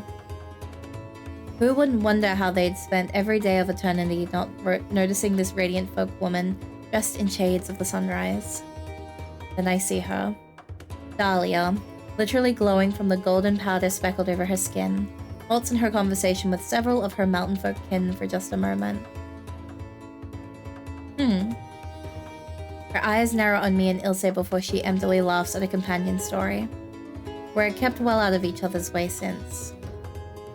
I'm not sure what's more vivid in my memory, the words we've said to each other or the failed seduction. It's not as if I'm planning on letting Ilse out of my sight, but... That woman, there in the red dress, you don't want any business with her. Hmm? More so than any other fae leading me astray into the woods? We have history. I spent so much time on my lonesome in the wood. Easy to forget what a proper gathering of the folk feels like. What could Ilse even compare it to? The largest of crowds she could have possibly have been in still wouldn't have anyone with strips of fur down their spines, extra digits to their fingers and toes, cloven hooves and sharpened talons. The lungs is no small wooded hollow, but anywhere the rising moon's light can break through the trees. 5 folk are practically climbing on top of each other to feel its brightest. The food and wine are already taking their effects. Best to not let everyone else outpace us.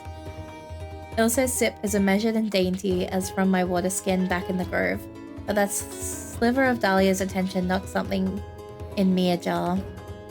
When she kissed me, she fell right back into the script of our old alliances. I need to be a Morgaine that Dahlia can't expect anything from tonight.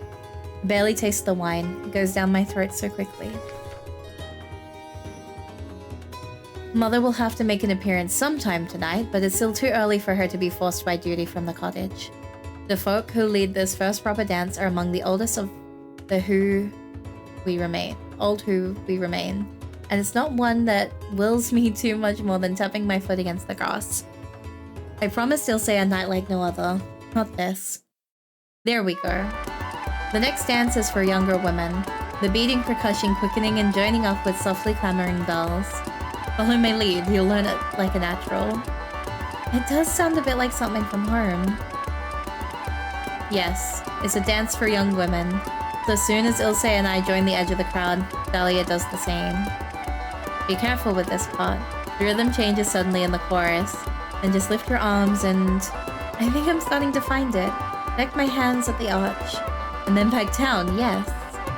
Even when the dance partners switch, I make sure to keep sight of her. But Ilse is taking to this better than I could have ever expected. The dancers around her fall into her thrall, too charmed by her smile and light feet to think too hard about whether they've actually seen her face before. I knew it, of course, but seeing the picture from my mind take flesh so perfectly. She's charmed them all within 3 choruses, the first human to grace a folk revel in what might be centuries. The dancing, as with the music, also serves a purpose. The full moon makes this year's midsummer even more potent. Combined with the cakes and wine, magic is already starting to slow off folk like an oversized dressing gown. The music quickens again, a lyre picking up from the bells. I'm less sure where the pool of bodies around me is coming from, whether we all move as one or if this is how the lungs got its nickname, and the wood is what's breathing, trying to gasp us back to our full power. Something tickles the soles of my feet when I bring them up and set them back down. Ilse catches my arm, and in a surge of selfishness, I pull her closer. Look at the ground. Did I do that? Watching the path of my feet instead of letting the dance carry them is harder than it seems. Ilse and I stumble together, her shoulder colliding with my chest, but we both look down and then back at each other with equally silly grins. Small patches of flowers are blooming everywhere my feet land. Tomorrow, someone will be able to trace every dance between me and Ilse. 2 girls lost in the revel, leaving a memory that can only be ours. Song after song after song, Ilse's breath starts to come heavier, heaving into every step, but she never shows a sign of wanting to stop. She leans into when the harmony of twin fiddles saw its presence through the night, a need so naked that it spelled clear as any command of magic. And I wish that there was a way that a body could meld into a song, and its sound could be all the flesh and blood it needed. Ilse? Morgaine? It's not funny really, but for what felt like a moment there, I started to forget about you. Is it the song? I felt like I was all that existed in this entire forest. I saved this from yesterday. You want to try it again? Jesus fucking Christ, are we actually? Gross. Are we sure? I couldn't bring myself to finish off the plum Ilse bit into after her story. I had the sense. Maybe the timing just wasn't right. You think? I don't want to think right now. Do you feel differently? No. We're of exactly the same mind, you and I. The way she bites into the fruit is the same as before, more like watching a wolf tear meat from the bone. I try to match her as I watch her throat swell, my teeth just overlapping the ridge of where hers pierced the plum's flesh. Sweet, then sour. The same effect takes hold faster than before, though I still can't describe what it is. It's like the haze of wild magic swirling around us, when the moonlight hits my face and makes me feel like the storm-calling folk of old. Maybe this feeling is affinity, or wanting it. Dance with me, Morgaine. We take hold of each other more fiercely than before, Ilse's fingertips digging into my wrists. I shift one hand to her waist, tethering us together as the dance pulses around us. That singing sensation beneath my skin is stronger, like some baser creature is trying to tear out of the prison of my flesh. Maybe it's me. Ilse really is a quick study. This dance stumps, swirls, tries to blur your up from down. She holds our gazes together, what feels like a command, not a falter. I know that look. What are you trying not to think about? What's right in front of me? Something heavier than understanding enters her eyes. As she presses our bodies closer, her hand cautiously brushes my neck. This isn't the night, or the girl for caution. I was not expecting things to take this turn. Okay. I'm gonna take a sip of my drink that I have right here before we continue through this.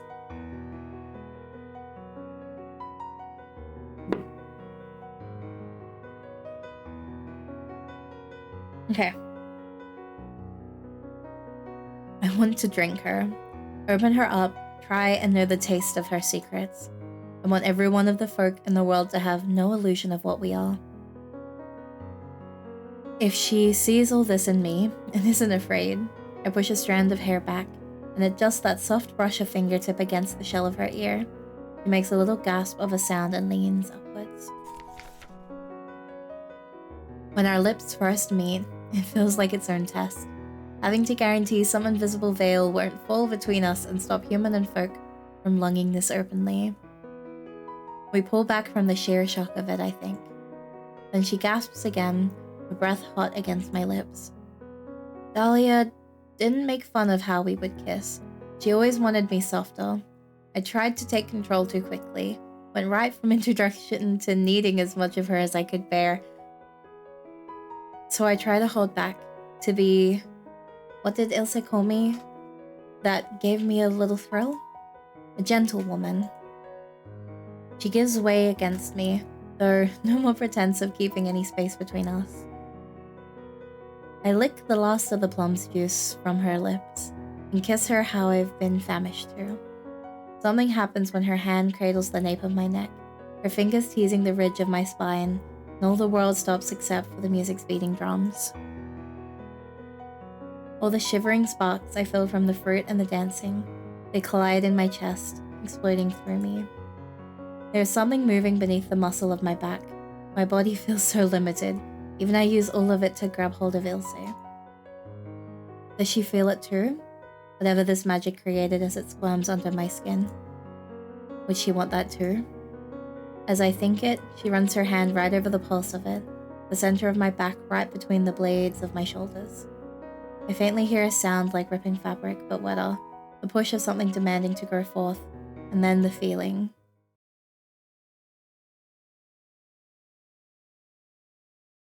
Oh. A bit of pain, yes, but all at once something of me is taking up more space. There's a sensation, almost like tickling across my chest as well. And I look down as Ilse gasps and pulls her hand back from it. Feathers? Again, you look over your shoulder? Oh, she got wings. Okay. She's not the only one noticing. Whatever's happened to me. I look. Wings, half folded behind me, a pair of shining black wings nearly the same height as me. They pull slightly at my back, shifting my posture. New sensation, muscles, nerve endings, all suddenly grafted onto my former awareness of my body. I think, flap. They unfurl faster than I realize, and the folk nearest me have to stumble out of their way. More are stopping in their dance as they notice me, but the music keeps going, an odd dissonance. I flex my shoulders back, let the movement carry into the wings, and sure enough, they answer to me. They'll say, So this is you, one of the Fae. She's right. This is my endowment, the reflection of my magic that manifests for every matured folk. And just like before, I have Ilse to thank for it finally coming forth. Thank you, Ilse. Thank you. I can't help it. I kiss her again. More of the folk resume their festivities, giving us a bit more space. I feel a shift though. Regard is something that changes the air, and that air has never been so light. And ever since, this is where I belong. Morgaine? Mother? I hadn't even thought about... Well, I've had more reason than usual recently to avoid Mother. Speaking of which... Ilse has already made herself scarce. Why wouldn't she? This is the horned queen of her childhood nightmares. You just heard me call her mother. You've come into your own, I see. Yes, it hasn't been for long, but you ought to have told me that you'd accessed your magic. I was going to help you when you did. She actually looks upset. Is it that black and white in her mind? Holding her daughter at arm's length for years over something I couldn't even control. Now everything is just supposed to be fine? And now everyone around us is stopping with Mother's arrival. She's supposed to sing the most important of the enchantments, say some words about maintaining the peace, but is my part the dutiful apprentice now? Funny. Just a handful of weeks ago, I would have longed for that. I've managed on my own so far. Yes, I can see that. Even so, our powers requires a firm hand, someone who understands. No, that sounds like...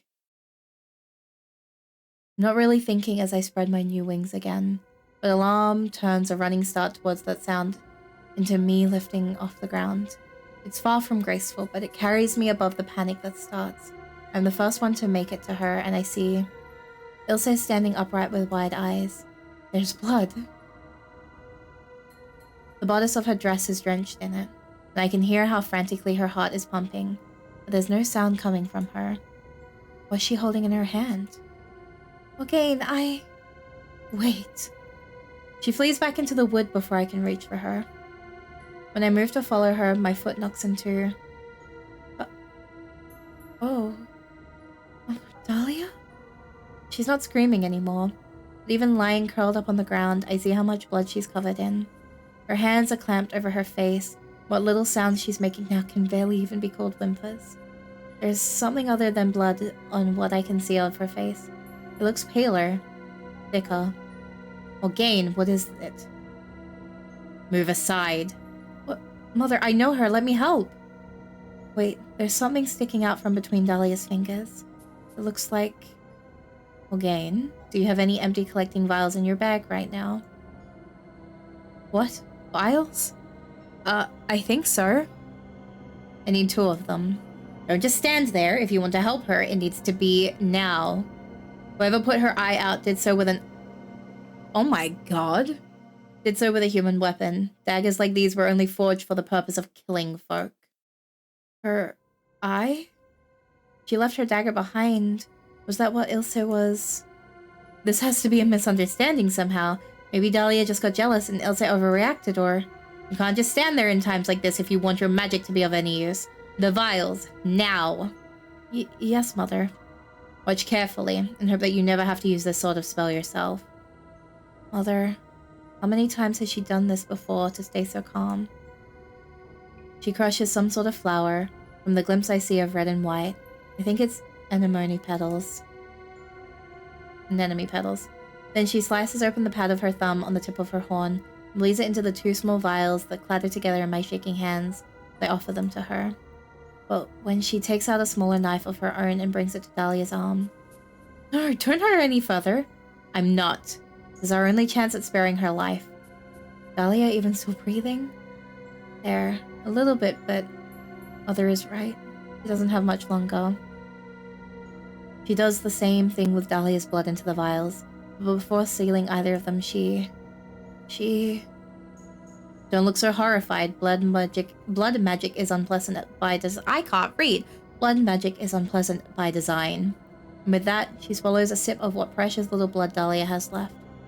When she drips the second vial of their combined blood into Dahlia's mouth, I can't stomach it. As I told you, Morgaine, pray that you never have to wield more than flowers. This is wartime magic. The slumber that it puts her into isn't meant for longer than a few days, but it will suspend her in this state long enough for me to properly heal her without worsening the damage. Only I can wake her up by drinking the rest of the blood, or someone else could make her do the same if I somehow waylaid my vial. Now, did you see who attacked her? A human shouldn't have made it this deep into the wood on their own, but I'm loath to suspect a kinfolk. No, they were already running off by the time I got here. I have to. There's some explanation for this that I just haven't figured out yet. The Ilse I know, she wouldn't do this. Her hand was forced somehow, I know it. She for real was gonna put that dagger into her person before the wing sprouted, didn't she? I have a feeling. With the look in her eyes, and why would she have a dagger that's only purposes? And all the times we've met, she's never hurt me. There has to be something I'm not understanding, or... Was Ilse planning this all along?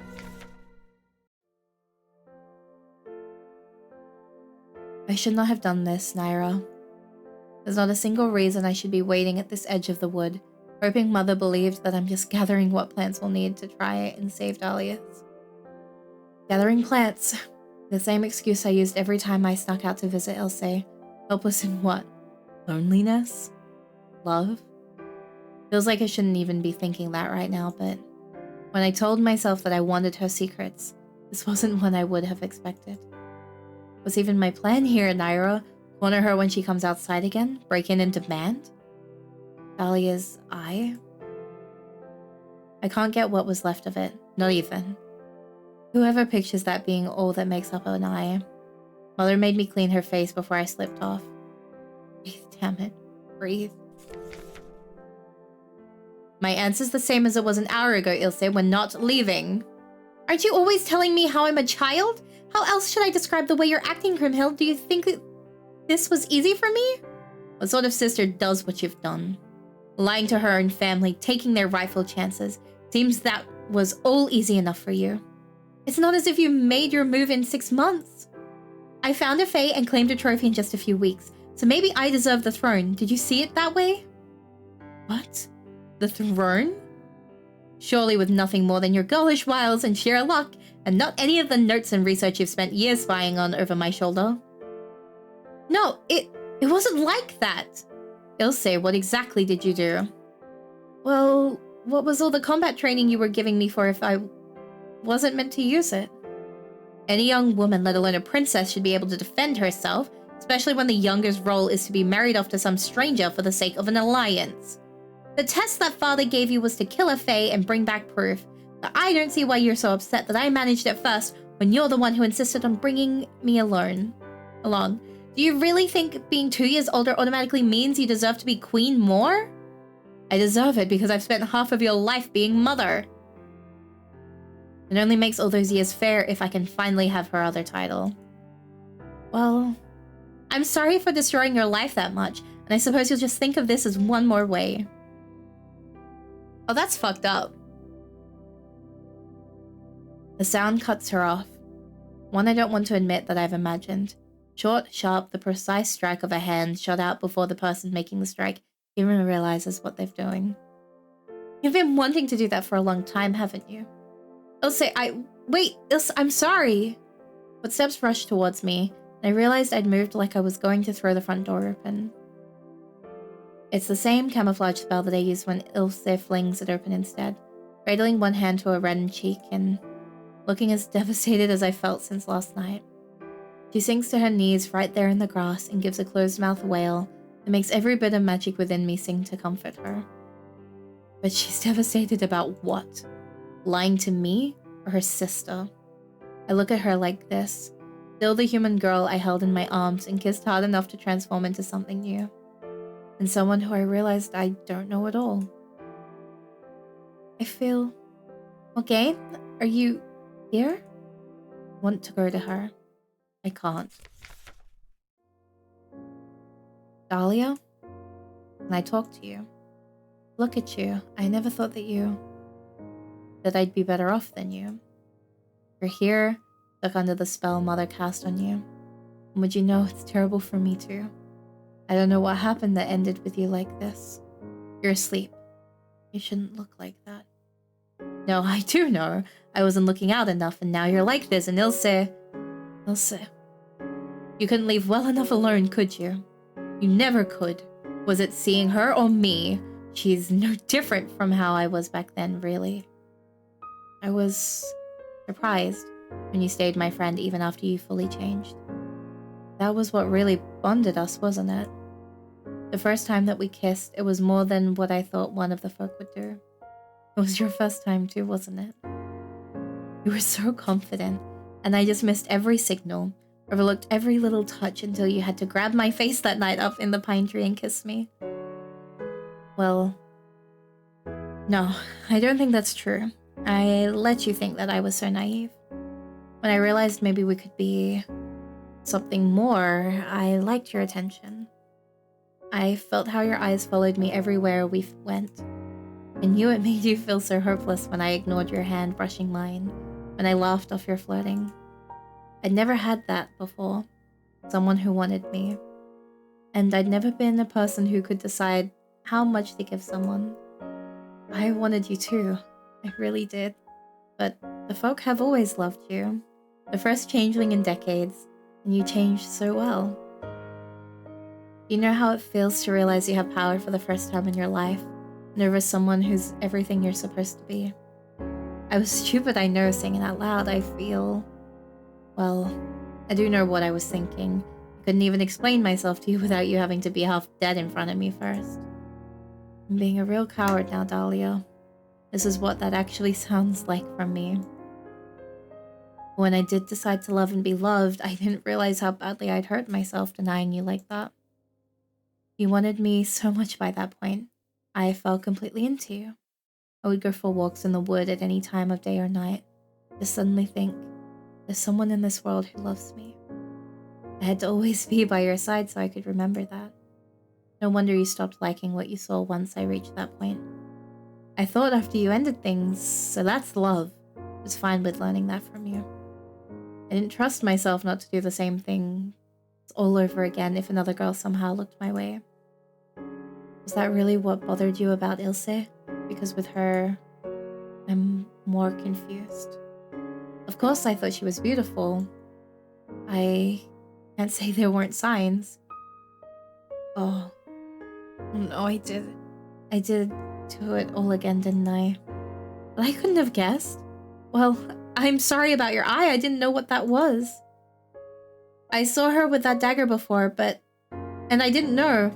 She never tried to hurt me, that I know of. I can't bear it, Dahlia. There's no way that I can have love without someone getting hurt. It means all the folk have always been right about me. But I'm just... wrong. But you do deserve to know. I met a human girl on the boundary in the wood. Maybe you were right, and some part of me was beguiling her all along. I found my magic and used it to sneak her into our most sacred festival. Within minutes of me realizing that maybe I love her, she tried to kill you with a weapon of our worst enemies. Which makes this my fault, really. You wouldn't be sleeping halfway towards death if I hadn't started wanting. Is that so? Oh no! And this is why we don't info dump. Mother? I'm not a fool, Morgaine. I knew about the human girl. I smelled her on you the day that you first met her. I just didn't think you'd be rash enough to bring her all the way into our fold. Mother, I can explain. Can you? I believe that I just heard the most honest version. You may have those wings on your back now, Morgaine, but I knew you were still a child. I could only warn you in words so much. I thought, let it all happen again. She'll learn as I did. Though I admit this was a higher cost than I hoped to pay. As you did? There's one more story for you to hear, and hear it You will. Oh my god. You really know what it takes to bring down a god. The god must open their arms to weakness. Hunger, some call it. As if it's so simple a craving. When it happened to me, I called it love. Ike was curious, not like the humans that had been described to me, or any who I danced with at a revel. We carried on for nearly a year, long enough for me to believe that I knew her. Never told me of her lost family and loved ones. I didn't guess at all of her vengefulness until I woke by her side one evening, to her trying to saw my horn from my head. Some human superstition, I believe, that if you steal something from a folk's body, will grant you their power. I was more than humiliated if the folk were even to learn of the role that I played in our downfall. In a sense, I did give Ike a power. She forged the first of those accursed daggers from that stolen fragment of my horn. Certainly, I would exile from these lands any of our kind whose betrayal was so complete. So yes, I know what it is to love a human. All the muck and mire that's darkening your heart right now, it always ends this way. I had planned to step in and deal with her myself when she inevitably turned on you, but... Stop talking. I understand. It's not the picture I've ever presented of myself to you before. You think that's... You absolute hypocrite! What could there possibly be for you to teach me? There's nothing I want to learn from someone who sets their child up to be sacrificed just to teach them a lesson. I cannot deny that a fair description of my actions, however. That's fair? That's all you have to say? What about I could have done anything differently? If you're truly all about history repeating itself, then you know? I think that Dahlia was nearly killed because of the same empty belief that your Ike had. Something that could have been cleared up long ago if you hadn't insisted on keeping the folk isolated. She's done far more wrong than I have. She's right. She doesn't deserve to call any of this realm home. Yet, I'm the one who can't get far enough away from her. I don't care where I go. There's nothing left for me at all in the wood.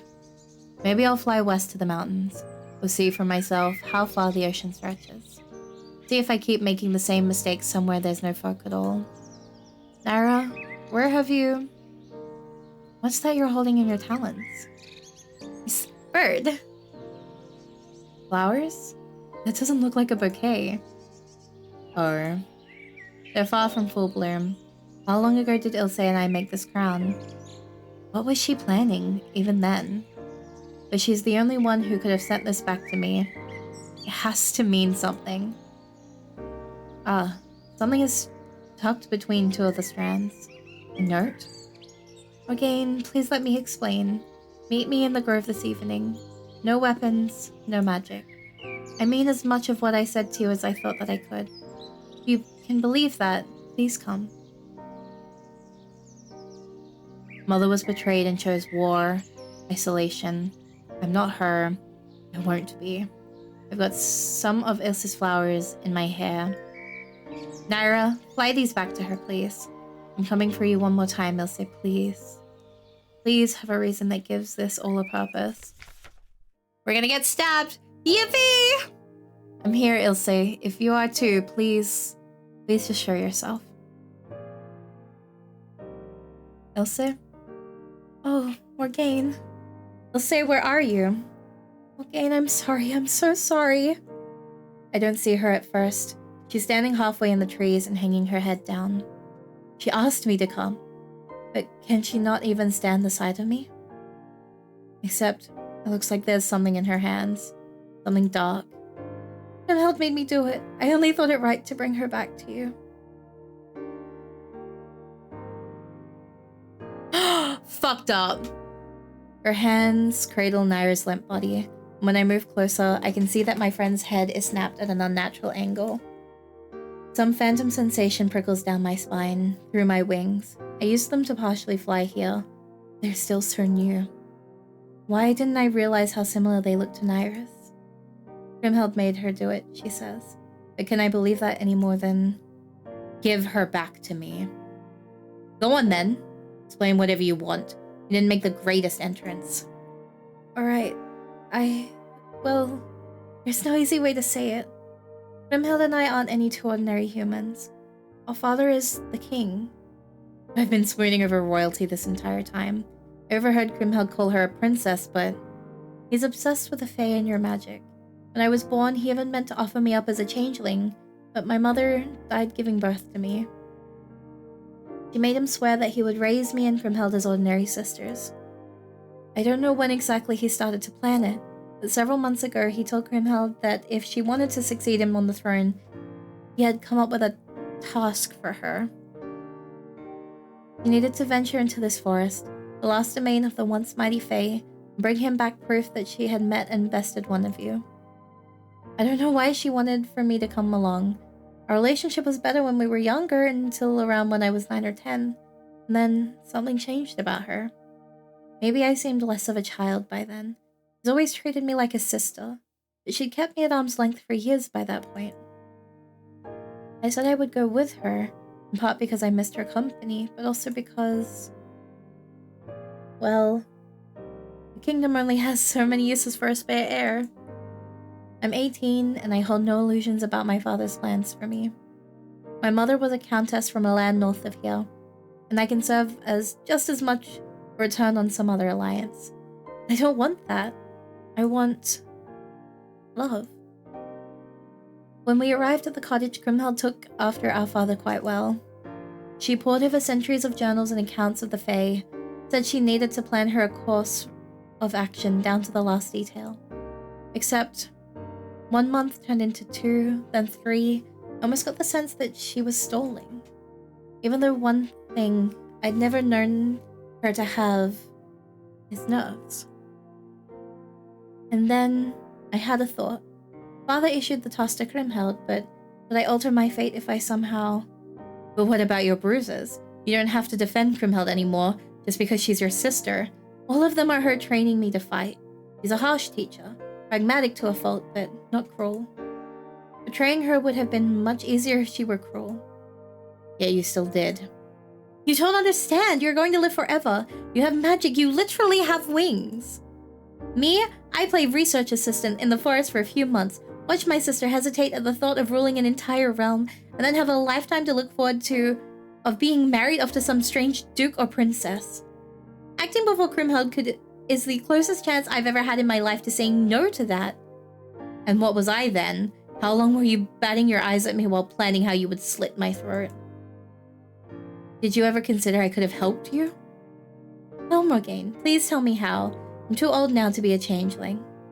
Would your plan have been to keep casting that glamour on me every single night and hope nobody ever realized I was a strange face, or wonder why I didn't use any magic of my own? Face it, Morgaine, there is no world for feelings like ours. You don't know what cruelness you showed me, making me hope that there might be one. So that's it? We shared a few kisses, went against every rule and instinct that's been pounded into our manners, and now we just leave it all here?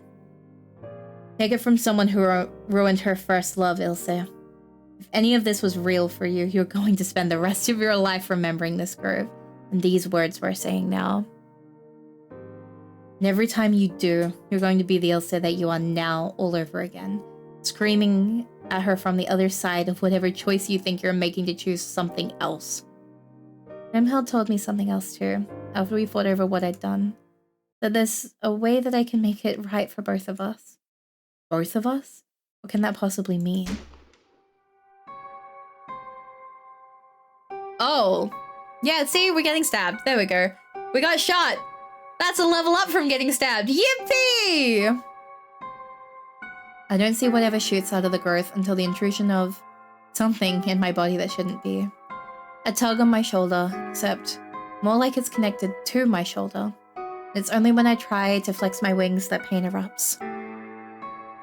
All that talk about how much I hesitate, but it matters once the crossbow is in your hands. That's enough talking things out, Ilse, and don't go begging me for any more time. Whatever she shot through my wing, I'm pinned to the tree Ilse got me in front of.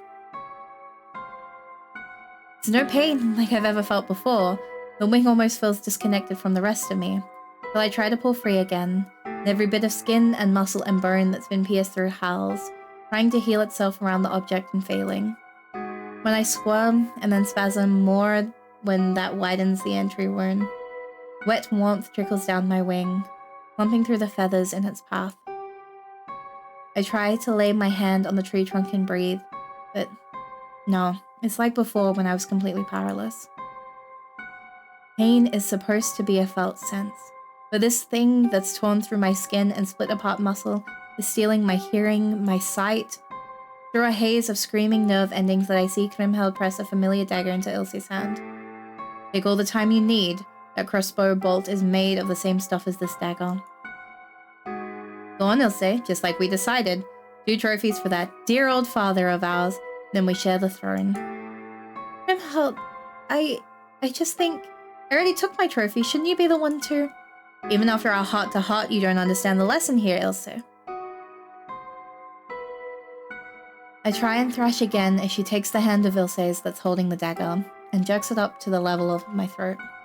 The pain is only getting worse, the rest of my body responding to a delayed call of alarm now. There's a sense that one of us knows very well, and one of us has been sheltered enough to never know.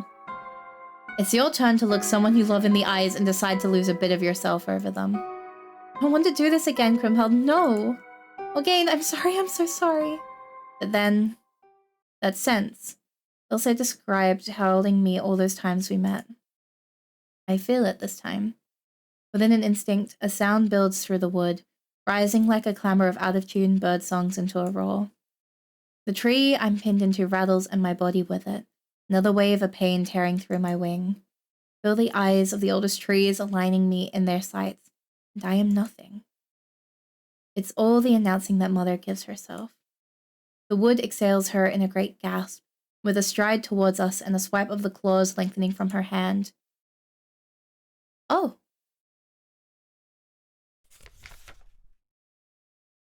Ilse! No!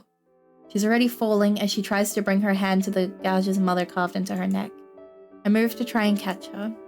The joint that connects my wings to my body screams, and this time I hear some internal part of me squelch against the crossbow bolt pierce through it. I jerk against it again, though, trying to stretch my hand to Ilse. If I'm free of this bolt, I can use my magic again. I can save her. Devastation, it turns out, feels a lot like a wing being ripped from my back.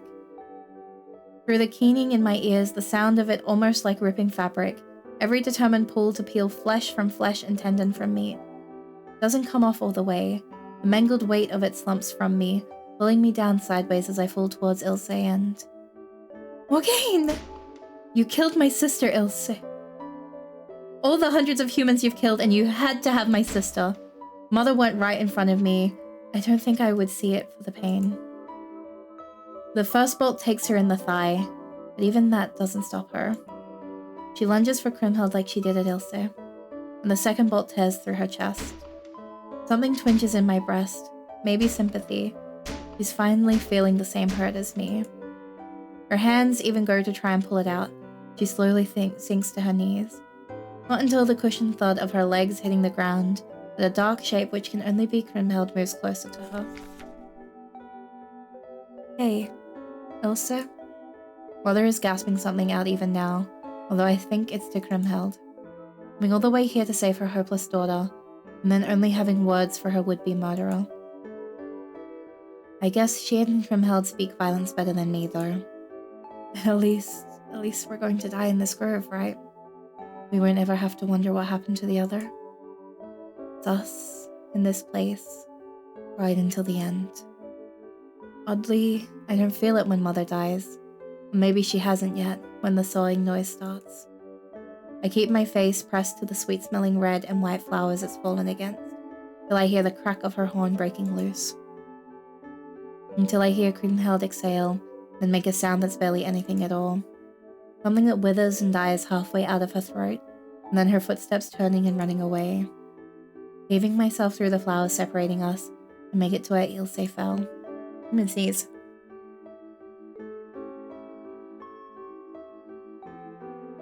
Blood is still spurting from her neck, but she's as drenched in it already as Dahlia was. She tries to say something to me, but... It's alright, I know. And I think I mean that I'm content with this. Let whatever is left of the folk find their leader and her daughter dead at the edge of the wood, with a human girl lying between them. Let whatever history comes from it guess to this moment, however it will. I shift onto my side to press Ilse's body to mine, where I close my eyes and... Through the all-consuming pain from my crippled wing, a small pressure at my hip lights through. That's right. I have all my gathering supplies with me. The same supplies I had on me at the revel. And those flowers that I just dragged myself through, whose petals scraped off all over me, red and white. Like they've bloomed as soon as I was free of the crossbow ball, when my magic was unblocked and my hands cushioned my fall. Hold on just a little longer, Ilse. Roll onto my back, nearly screaming when the half stump of my wing folds even more unnaturally over itself. But a scream might draw Krimhel back to finish the job. He thinks it already is done. My hand rummages through all the pouches and pockets at my hip, long enough for me to think maybe I just made a prayer out of some stray pebble, and I fill the tempered glass of my vials. What did Mother do next as she hovered over Dahlia? I brush as many anemone petals from my clothes into my other hand as I can, mashing them between my blood-soaked fingers, half the pulpy powder it creates into one vial, half into the other. At least there's no shortage of blood. And yet, some repulsion still stops me when I know what has to come next, and I take the vial from the weakening trickle from Ilse's neck to try and bring it to my mouth. Mother was right about this magic. I barely know what I'm doing, and it feels uglier than anything else I've worked. Ilse and Krimhild's sobs playing amplified in my head, while I picture the pale arch of her throat opening beneath Mother's claws, over and over again. Press a kiss to her wound first, then turn her head enough to kiss her properly. I think she tries to help me. There. Now history's made puppets of us both. As I choke her blood down, I feel her heartbeat start to fade. Feels like a block of ice melting in my core, the insistent agony of my wing reaching a new level of fever pitch, only dwarfed by the growing cold that is Ilse's little remaining life flashing through me. I writhe in the ruins of our garden, my back arching as I try to find any way of easing the pain. This time, someone fails to not cry out, though I am beyond telling whether it's me or Ilse, making one last grasp towards life. Either way, when I bring my blood to her lips, she knows what to do. The connection between us snaps tight. I'm responsible for it. I have to be, and I try to breathe for both of us, guide her suddenly violently shuddering body to somewhere a little less close to death. Her breathing picks back up, a moment of her lungs working double time. Her eyes flutter shut, and her head lolls against the grass with a laughing gentleness. But I've done it. And I can feel her like I've opened up her chest and put my beating heart right beside hers. She's only asleep. If I was asked, how would I even tell our story? Once upon a time, No, that just feels wrong. I tried not to think too long on it for a long time. Well, Ilse, perhaps I should start with right after. Never felt right hiding you away in the bedroom I never use. But it was the only place that I could in those first days, when none of the folk would dare to go looking for answers, or vengeance. Will it ever stop being strange, thinking of myself as the last of the folk, even if it was a choice of mine to wear that mantle? The rest of us departed for parts unknown to me at least. I asked Dahlia not to tell me where, so that I wouldn't be tempted to follow. I think because we owed each other a debt, she didn't question my reasonings. For the better that someone stayed behind anyhow. Too much old magic sunken into the trees. When it gets its hands on you humans, all sorts of odd things can happen with a custodian for it. Those refugees who came from the south last month might be putting down roots here. The whole standing village, after all. I can't say it won't be strange watching the lungs breathe again. There's a child among them, a year or two younger than we were when we met, I would say. She seeks me out. Can't say I don't appreciate her company. I think she's trying to put in good words for me with the rest of her people. The optimism of youth. I'd forgotten how it felt. Do you even hear me at all when I go on and on to you like this? I remember something Dahlia told me about while she was under the sleeping spell. That she wasn't quite there in the way that you feel time when you're awake. But anyone who talked around or to her were the intervals of dreams. And yes, there is some significance to the date today. 56 years since that sister of yours took the human throne in the north. I don't know if maybe Mother's Horn did hold some magic that's extended her lifespan this long, or she's just that lucky. Or unlucky, perhaps. I felt every one of the years since that night in Grove. I have to wonder how she does. Whatever Mother's final curse to her was. I'm sorry for a lot of things about this, Ilse. Another year when I thought I'd have woken you up by now. But for as long as Grimhild is alive and on the throne, she has to think that we both died with Mother. If she ever heard word that you remained or that you were by my side, besides a child, have you ever heard what she calls me? Guardian. And what kind of guardian would let her charges be trampled on by some princess retrieval squadron sent by the infamous Queen Grimhild? And yes, I'm sorry that I haven't touched you in all these years. It's not how I want to think of you, holding your limp hand or leaning over lips barely even past breath between them. Is knowing that I've always been here, standing watch enough? One day, Ilse, soon, I can feel it. When the world that the cruelty of my careless love made you hurt for has finally taken shape. When that last reminder of the boundaries dividing folk and humanity is no more than a faint memory. And all that we are is Morgane and Ilse. I couldn't stand to hurt you anymore by bringing you back before then. I once thought, like all the folk, that we don't dream how humans do. That's what I picture every time my mind wanders, but just when I close my eyes like now. I don't desire for anything more than to laugh with you in a field of flowers again, and sing nothing but songs of love that don't end in despair. I'm sorry, Ilse, but can you sleep for just a few more days? Can you sleep and dream of all my love and wings bringing sleep? We're done! Yippee! I told you something bad was gonna happen in that moment. But damn, getting shot by a crossbow was insane. Story by Rosecrowned. Art by Dakuma. Direction by Lexi! Programming by Theo! Oh my god, Theo mentioned! Oh my god, look! It's Theo! And Lexi! Hey, consultation by Feiriko. Music by Kamaboko Sachiko. Ooh, okay, so a lot of people. You're so good at reading? Thank you! I like reading, it's fun. I also have no reading comprehension, but we try our best. Yippee! Thank you for reading this tragic tale. We hope to one day return to Morgane and Ilse and to tell even more of their story.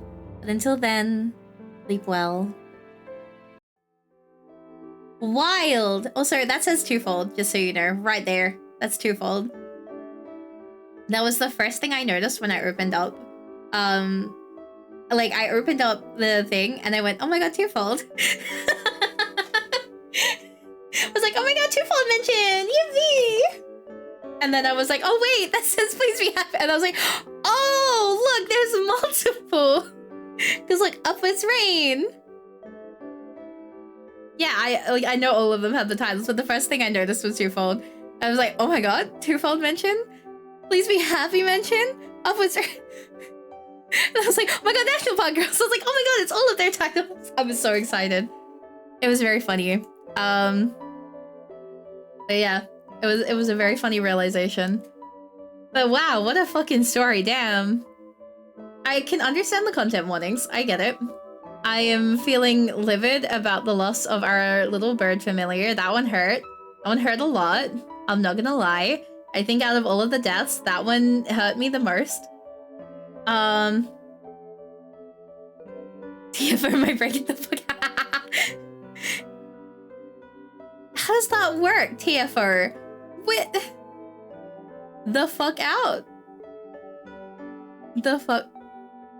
Oh, sad, that's so true. Damn, the fact that they did all of this within a month is insane. Also, wait, I need to double check. Wait.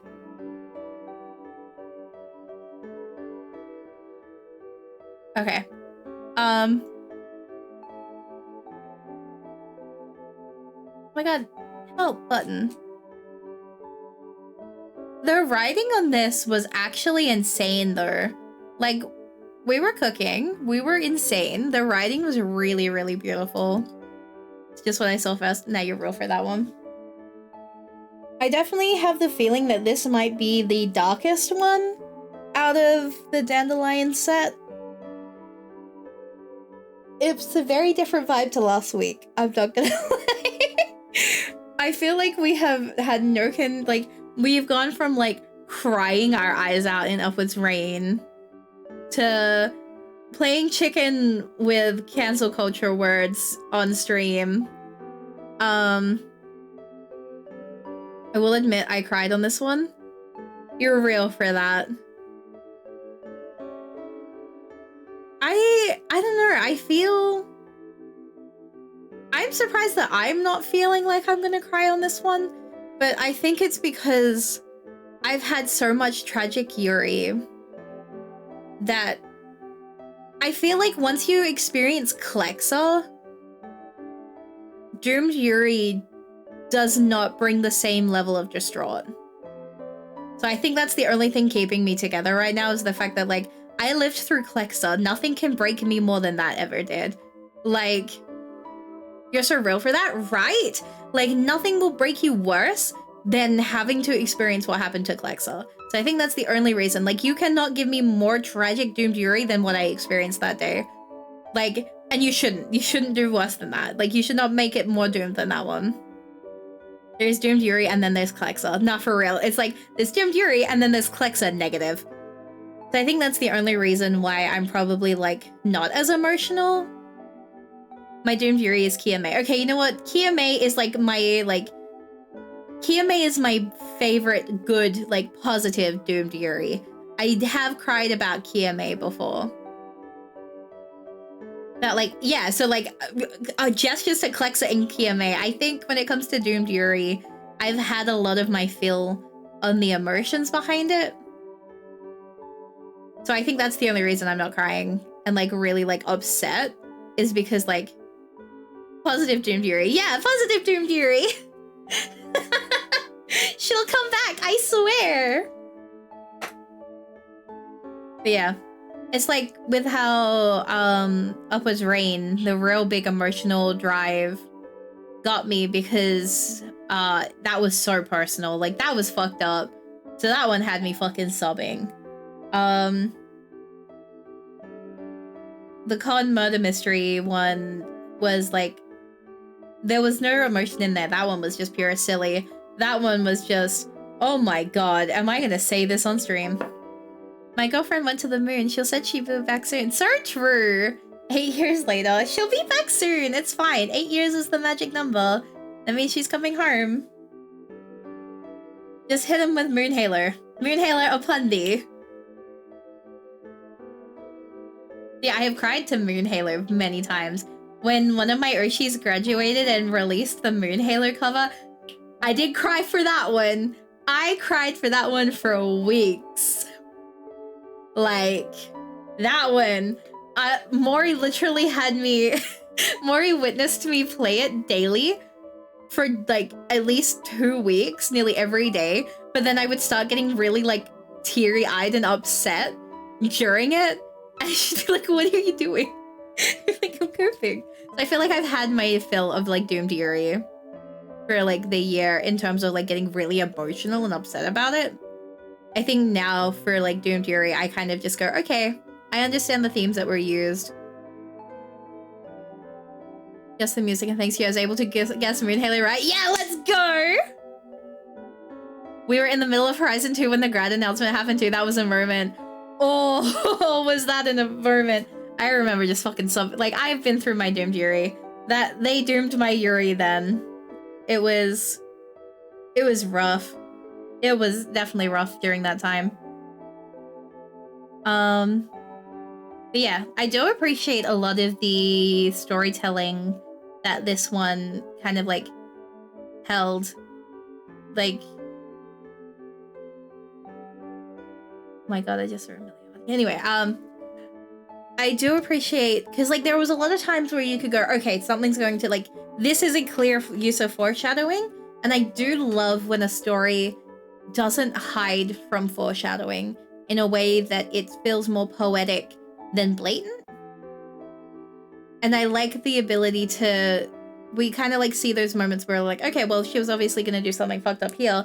But also there were some sus moments, and I don't know how I feel about those. Those were insane. They were definitely moments. I was getting very worried, I'm not gonna lie. Oh, and I think blue is the warmest color, is one of the most painful doomed Yuri.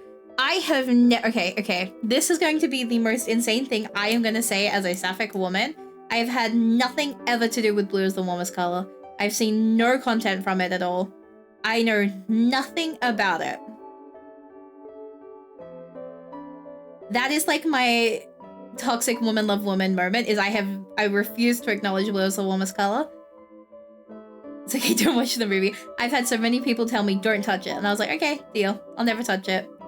Blue is the warmest color. Do you mean Life is Strange? Chloe Price, blue hair? Oh my god, so true. Delusional. Oh no, I'm sad about that. I'm sad about what's been happening today. I saw the news this morning and I was like, god damn it. I don't know if I'm gonna stream Life is Strange anymore. I don't like the shadiness of some of the stuff they've been doing. So that's my pre-warning for y'all. I'm probably not gonna stream Life is Strange after seeing what they've been doing. Because why the fuck did they release like 2 weeks early, like an early play, but then it costs like $119 to fucking play it on early pre-release? They didn't follow the comic story at all. It's completely different. Then what's the point? Damn. What the hell? If you're not gonna follow the fucking source material, why call it the fucking source material? What the fuck? I'm trying to think of other Doomed Yuri that's like Doomed Yuri that I really enjoy. What Doomed Yuri do I like? My Doomed Yuri is my graduated like VTuber lore pair that I'm never gonna be able to see again. Because one of them graduated. Oh, it hurts me. Oh, ×2 now! Oh, that's ×2 now. Oh, that's fucked up. I lost both of my Doomed Yuri. That's fucked up. See, I can't even keep my Doomed Yuri. They just doomed themselves. I was thinking of one and then I realized the other one has now recently graduated and dooming the other one. F's in chat, bros. But yeah, I think life imitates art, Mari. So true. I'm also Doomed Yuri. Yippee!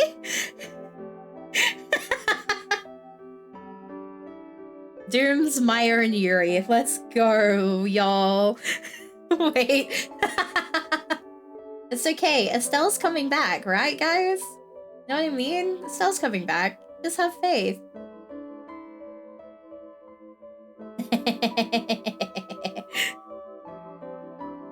Yippee! Ow. Yeah. So, like, I definitely appreciate, like, I keep coming back to the storytelling. The storytelling was really, really nice in this one. It feels, like, it was very word heavy, and I do like that. It felt like reading a novel. And the dialogue was, like, so sometimes with, like, visual novels, like, the dialogue can feel a little bit displaced from how the narration is. All of it blended in really, really nicely, but it just sat so fluidly as you progressed through it. I really liked it.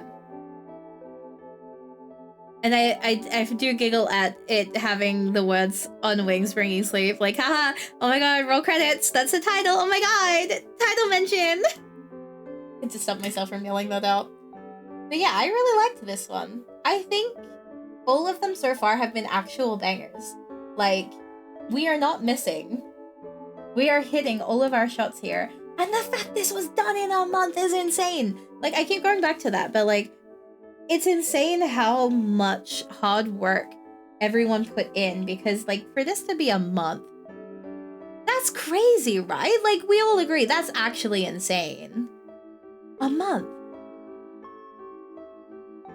I do think this is some of the best writing I've seen in a visual novel for a while, but I just want the gays to be okay. Okay, so I am like the best Elon like chill and person for recommending. If you want gays, like if you want, okay. My recommendations, if you want a really good visual novel that's going to end in a good ending, Twofold. Twofold has a non-binary main character lead. You have 2 romance options. You have Caprice and Millie. My personal recommendation is you need to play both routes because it does something at the end if you do both. My recommendation though, and of course you can do this however you want, and like you always should pick who you mostly preference. But for me, I personally recommend for anyone who is playing Twofold that you play the Millie route first. And I will stand by that. For as long as I live, I will always recommend, if someone goes, oh, but I don't know which route to start with first, Millie route. And that's not because I'm biased to Millie, because obviously I do acknowledge I am very biased to Millie. But it's also the fact that I feel like going through the Millie route first can make the Caprice route feel even more. And I like that, because like, it goes both ways. But I feel like some of the things that happen in Millie's route really make parts of Caprice's part shine really, really loudly, because you get that feeling of dread before certain things happen, and you're just like, oh, because you know. Well, if you didn't know beforehand, you kind of don't have that feeling of dread of like, oh god, the world is about to fucking implode upon itself. So if you do want a really good one, I do recommend Twofold. I also, because I don't know how many added to my wish list. Yes, good, absolutely. Always Twofold. Twofold, every, like, in a room full of people, it's Twofold, you know what I mean? And Millie, like, Millie, my beloved. Millie is, like, the fictional woman of all time for me. She is in my head so rent-free, like, holy shit. There is literally a counter. I reset that pretty regularly too, that's fucked up. I also recommend Please Be Happy. So, Please Be Happy was the first Elon visual novel that I played.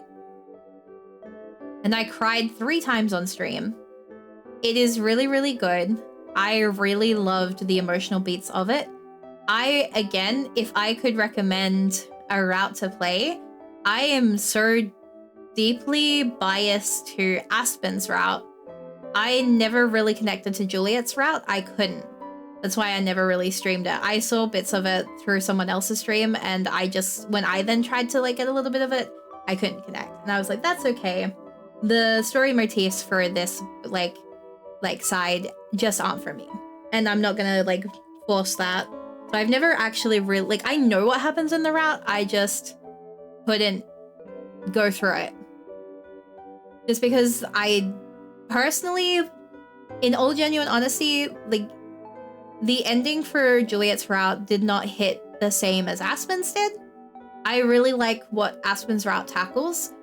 So I always recommend Aspen's route to people when they ask me about Please Be Happy, because I feel like Aspen's route really does hit everything brilliantly.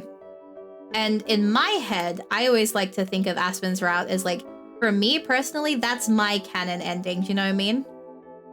She stared at an image of Aspen for like 20 minutes. I did, in fact, stare at an image of Aspen for like 20 minutes. My emotional attachment to that woman, I thought, was just unrivaled. Only 2 fictional characters have beaten out my absolute adoration. But one of them also existed in my like brain cell before Aspen did. So Aspen was like a close second in like the brain space of my head. And then Millie came around and Millie was like, hi. And I was like, hi, you're going in my bucket. Thank you. I need more Millie merch.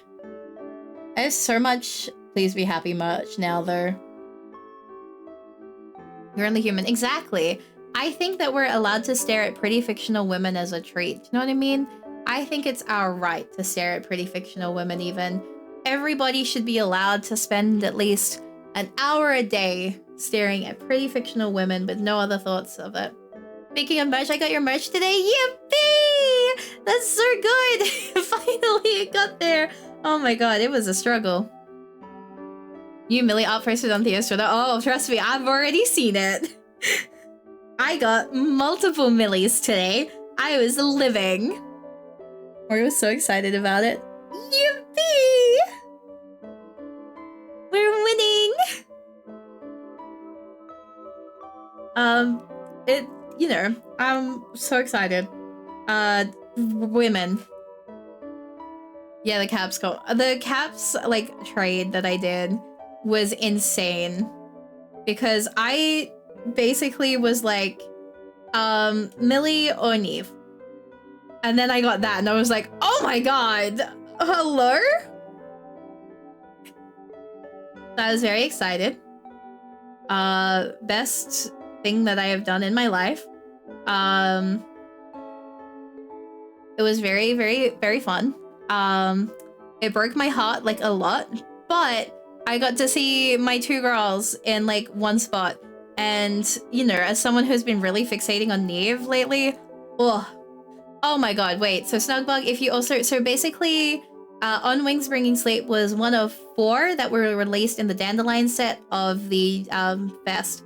So, if you follow the link, if you go to the Elon itch.io, there is also 3 others. The murder mystery one is funny as hell. It is absolutely insane. You will be kind of having to stare at the fact that there are some very funny gamer words that are mentioned in there. Not in like the slur way, but in the oh lord, what are you making me say kind of way. So far, my favorite has definitely been Upwards Rain, because that made me cry my eyes out. And it's also Yuri, but it's like childhood crush Yuri. So it's like little kids just like being very cute and emotional. You're like, Poggers, I'm into it. It's like a lot of very alpha terms. Like, I'm genuinely surprised they didn't make me say skibbity on stream. And honestly, I'm kind of grateful that they didn't make me do all of that. There's a lot of funny words in there, though. It's interesting. The Upwards Rain is a really, like... There is a whole fantasy world there. And they're just, like, they're little angels just experiencing their feelings. Thank you for saying that. You're welcome. I will make everyone's day miserable. But like they're trying to like go through like basically the whole world is like this beautifully written, by the way, like oh my god, the world building. And one of the characters, I'm Gen Z. Oh, Angel.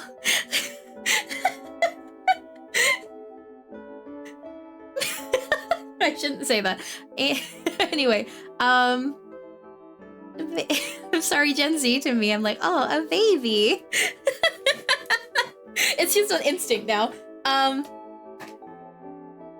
sorry. I keep just every time I like someone's like, oh, I'm Gen Z or I'm Gen Alpha. I'm like, oh, that's a baby. Mari, I'm Gen Z. I know.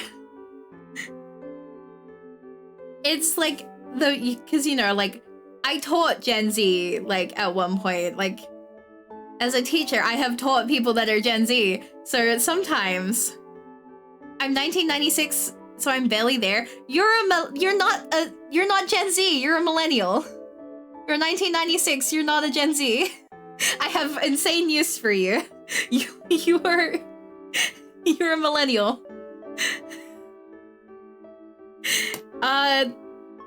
Yeah.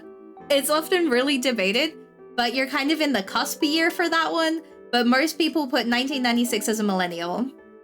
A lot of people will go after 1996, 1997 is the start of Gen Z. It's still often debated because, you know, it's a bit back and forth. But a lot of the people will say 1996 is millennial curve and not Gen Z curve. Unless that's changed recently. Let me fact check myself because that's what I've always been told. Let me fact check. 1996, millennial or Gen Z? anyone born between 1981 and 1996, ages 23 to 38 in 2019 is considered a millennial. Anyone born from 1997 onwards is part of the new generation. There you go. Perfect. You are indeed a millennial. Okay, so you're not a baby, you're fine. Undoes the baby.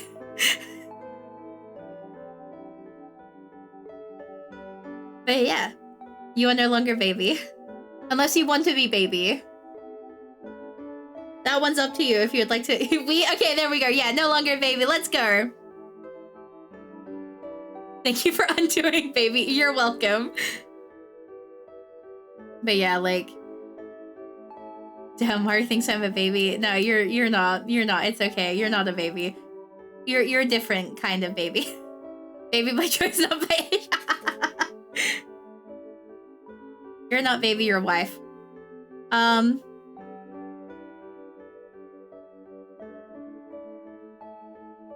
Still a baby here. Yeah, no, like I look at you and I'm like, oh, you're younger than a lot of the students I used to teach. Oh, that one's always funny. But then again, like, finding out that one of my ex-students is like a full-grown adult was insane for me, because like I still struggle to comprehend that. Like, I don't know what it is and I don't know how to explain it, but when you teach someone when they're younger, it is so much harder to look at them when they're an adult as a fully functioning adult, because a part of you still remembers when they were a fucking idiot, affectionately. I say that affectionately. So a lot of my like students, I still like, even though I see them as like an adult, I'm like, I remember when you were like 13 years old and I was telling you off because you were an absolute moron that one time. And I told them that. I would tell them that straight to their face. Things are hard to remember. I'm embarrassed now. Nah, for real. Like, you're real for that one. I will tell you, it can be frustrating when people don't perceive you as a proper adult. Oh no, I absolutely understand that. And like, I understand like the want to be treated as an adult. I think it's more so from a teacher and student side of things. There's definitely like a difference in that way. Because like for you, Maury, you're an adult. You're a fully functioning adult with no hesitation. Like, yeah, like you're not a baby. Like, no. But yeah, like there's something that it definitely hits different. Because like these were like the kids that would come up to me sad because they were young teenagers trying to register their feelings and having to be like a guide and almost like a second parent. It's always like, they're like my kids, you know, they're always gonna be. And I am very happy that I still get to be in contact with some of them because they fucking stalked my social media to find me. I just have social anxiety, it's real. But yeah, I definitely recommend Upwards Rain.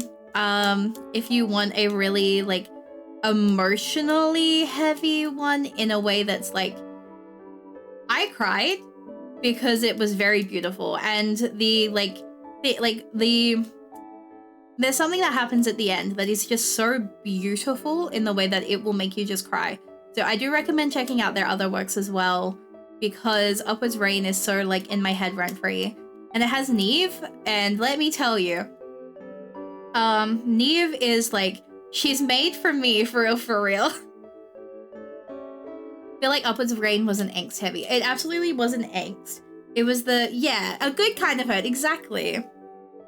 So the kind of hurt where it feels like a part of you got healed, and you're like processing that healing through another character, which is insane, because like, how do you do that? Have a hand in making her. Yes, she was made for me, for real. I got to pick her hair and her eyes.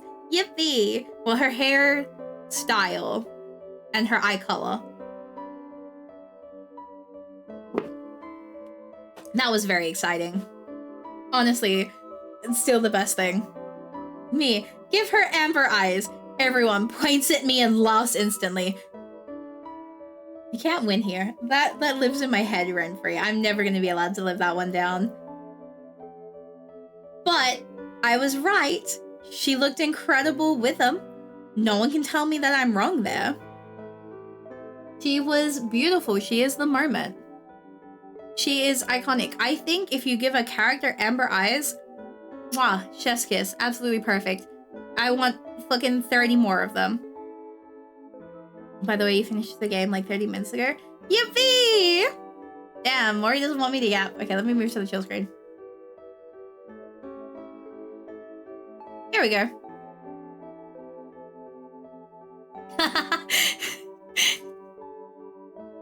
I'm yapping. I'm unhinged. I'm not saying you should stop. Yeah, like, I think this is the fastest we've ever gone through a visual novel. But, I mean, you can totally do a just talking stream. Yippee! But yeah, I rate this one a solid, absolutely give me another one of these out of 10. It's the, do you want to know what it's made with? No, just give me more. Like that meme? Delicious. Give me another one. Maybe that's how I should do my rating scale. How much would I want to devour this if it was printed on a piece of paper? I don't think that's a normal rating scale. Actually, maybe I should be normal for once. I don't like doing scales of like to 10 though, because they annoy me. I hate out of 10 rating scales. I'd give it a solid 7.8. No, I don't like doing number scales. That annoys me. 1 to 11. I was gonna do 1 to 8, and I was gonna be like 7.8 out of 8. Now screw normal consume paper. Okay. I would give you a loving thank you as I consume the script of this piece. A full banana for scale. It's fucking. There is a Facebook group where people use bananas as scales for items in like the chat, like kind of thing. So they'll be like, banana for scale for this item, and it's so funny. Like, oh, I found this really cool thing, banana for scale, and I'm like, yeah, all right. I'm in that group. Give us a screen based on how it made you feel. It is 11:44 p.m. My 2 housemates will take me out back if I do that. But yeah, I would rate it, absolutely would consume the script if it was printed out. Because I think it's like the writing really got me in this one. I really love the language that was used. Like, I really like it. You're already in the Outback? Oh, they're gonna take me to the Outback. Like, I am not in the Outback yet.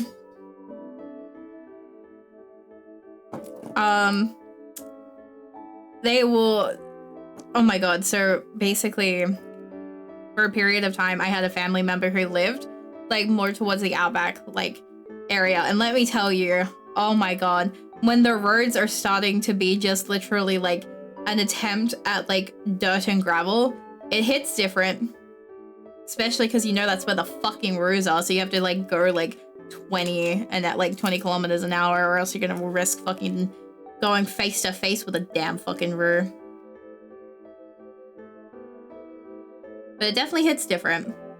Like, they used to live, like, right out where, like, it was just dust and, like, livestock.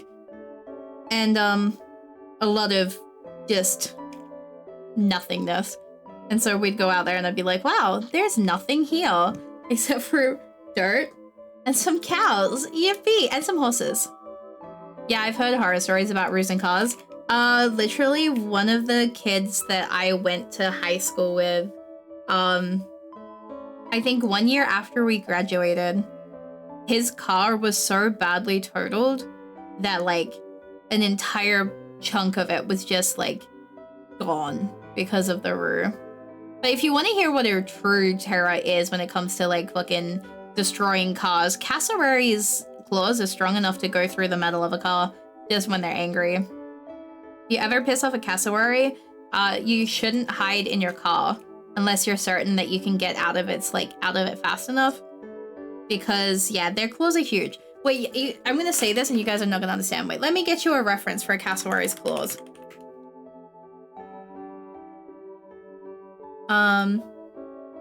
Because I feel like I say this and you're not going to understand why you shouldn't.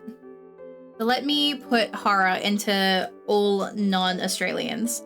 That's the I Miss Millie. What's this one? Okay, I shouldn't, no, wait, I can do this. Let me grab, I don't have a random image thing because it's never,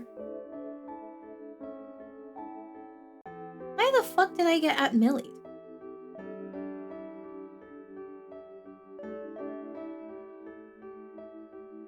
Okay, wait. Where did I put, this is a fucking web image again. Am I gonna hate you? It's a JPEG! Did I change how this is like viewed by large icons? Sort by, excuse me. Cassowaries look so cute though. They're definitely something. I wouldn't call them cute though. They are very malicious. They don't like people. And they will make it your problem. And they make very deep booming noises. Do not recommend. Where the fuck? It downloads. There we go. Okay, there we go. This is a cassowary's claws.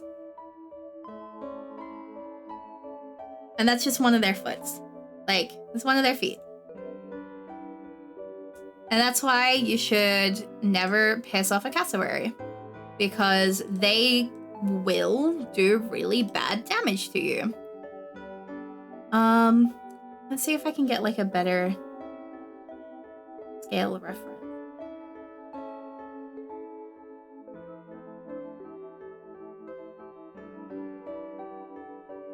Oh, it's like an emu? It's like a meaner version of an emu. Like, it's bad. It's very mean. I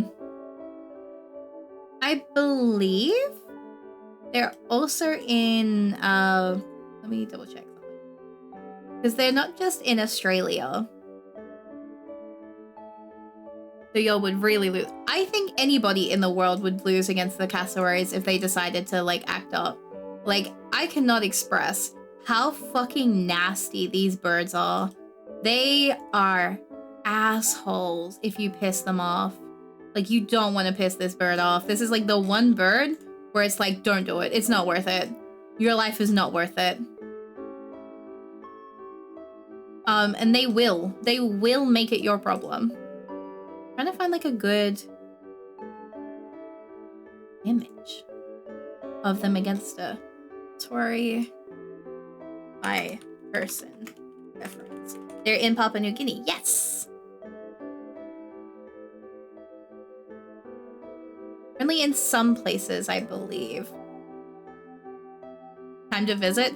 Oh, you're insane for that.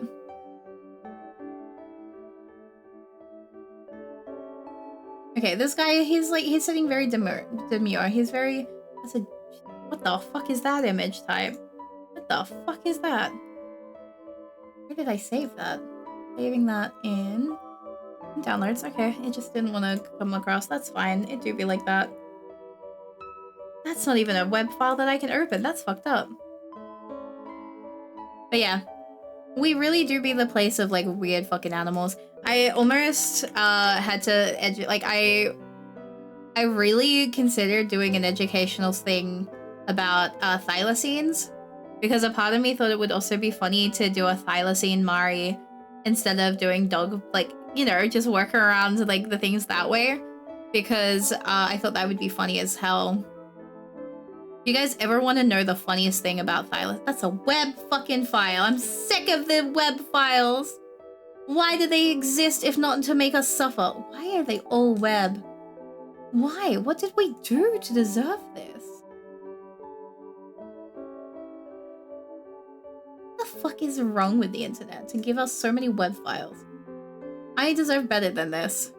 All web files. Oh my god. I thought it would be funny to do it instead of doing, I want PNGs. Image size, size, file type, any format. I want PNG, thank you. Advanced search, thank you very much. So basically, we can give you a colored doctored image. I did a specific file type PNG, and I shit you not, the first image is a fucking JFIF file. How fucked up? Wait. It's a fucking WebP again. I can't live like this. Okay, you know what? You just fucking have to. So thylacines are really funny because they can open their mouth really, really, really wide. They're also trying to bring them back. So Australia is really obsessed with the idea of bringing the thylacine back. So a lot of because we have some really good DNA of the thylacine. Wait, I'll see if I can get a proper explanation. Because this has been the obsession here for years. Let me get rid of this foot. Let's change the extension. It's being mean to me. It's not letting me. If I save it, it then goes, oh, no. I'm like, okay. So, okay. University of Melbourne. Lab takes giant leap towards thylacine de-extinction with colossal genetic engineering technology partnership. How insane of a sentence is that? We are literally in Australia de-extincting an animal that's been extinct for a very long time. But essentially, a University of Melbourne research lab pursuing the de-extinction of the thylacine has partnered with a genetic engineering company to accelerate efforts to bring Australia's only marsupial apex predator back from extinction. The partnership will unlock access to CRISPR data and editing technology and a consortium of scientists and resources to the thylacine de-extinction effort. We can now take the giant leaps to conserve Australia's threatened marsupials and take on the grand challenge of de-extincting animals we had lost. A lot of the challenges with our efforts can be overcome by an army of scientists working on the same problem simultaneously, conducting and collaborating on the many experiences to accelerate discoveries. With this partnership, we will now have the army we need to make this happen. It's also insane.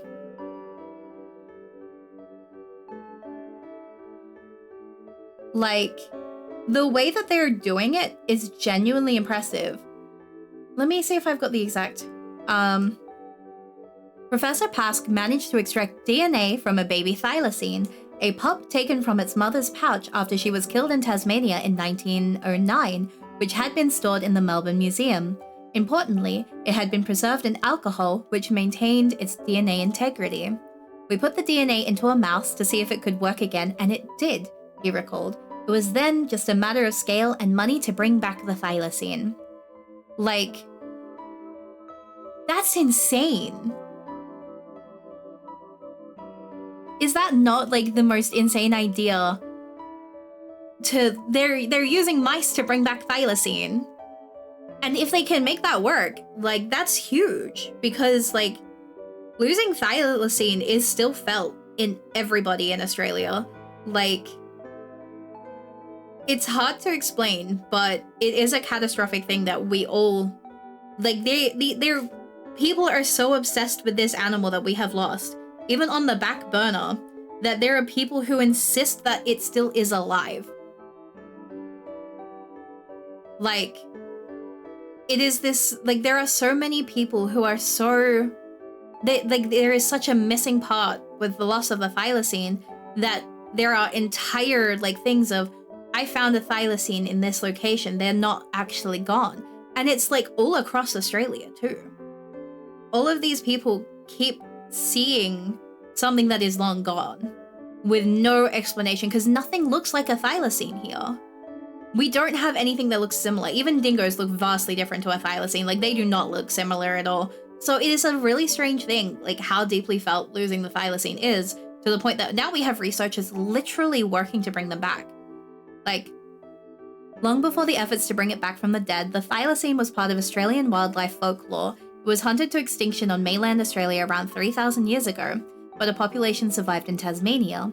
Ultimately, they too were wiped out by hunters who believed mistakenly that the tigers were sheep killers. However, the thylacine was critical to the environment because, as an apex predator, it helped control the spread of disease throughout the animal kingdom, and it also supported stabilization of ecosystems. Indeed, the loss of animals like the thylacine may represent humankind's most devastating influence on nature. The emergence of the Tasmanian devil facial tumor is a good example of trophic downgrading, in which ecosystems break down following the loss of top-level predators such as the thylacine. The thylacine's extinction gave birth to this legend.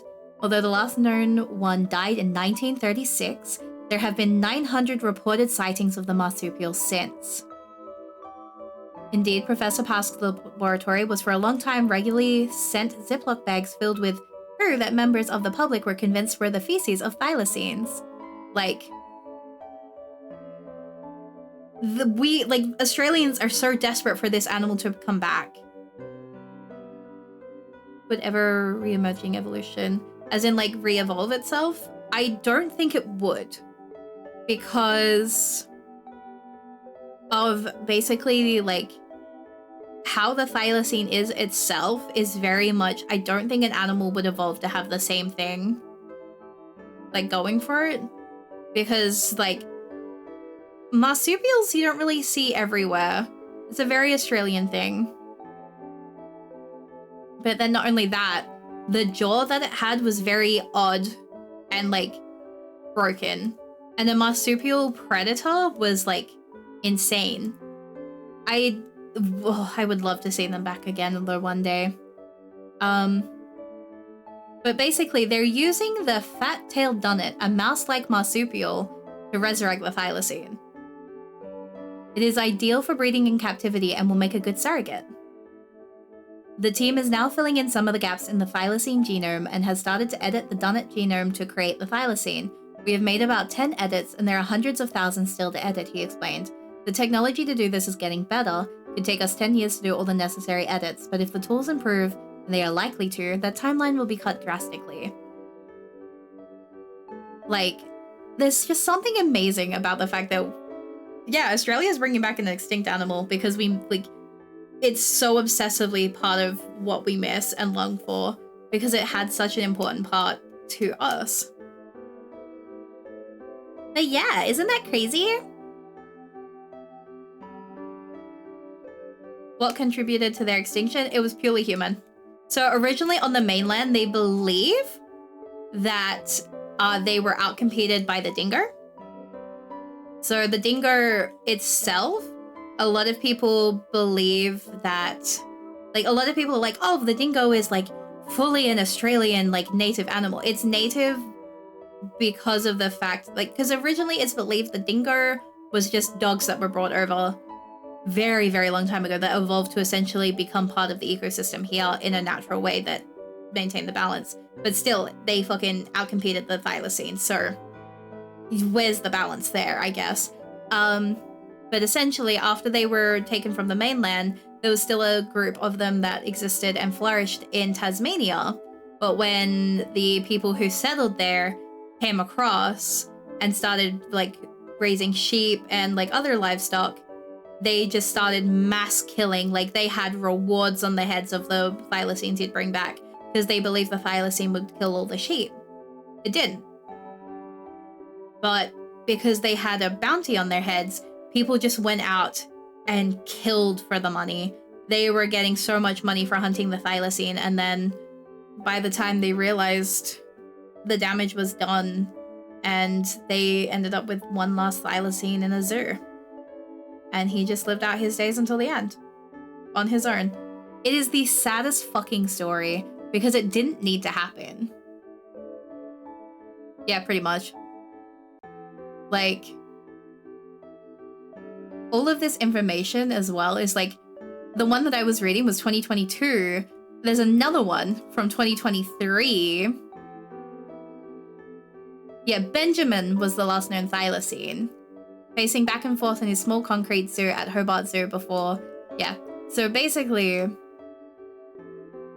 isn't that insane? we're bringing them back. Another round, as they say.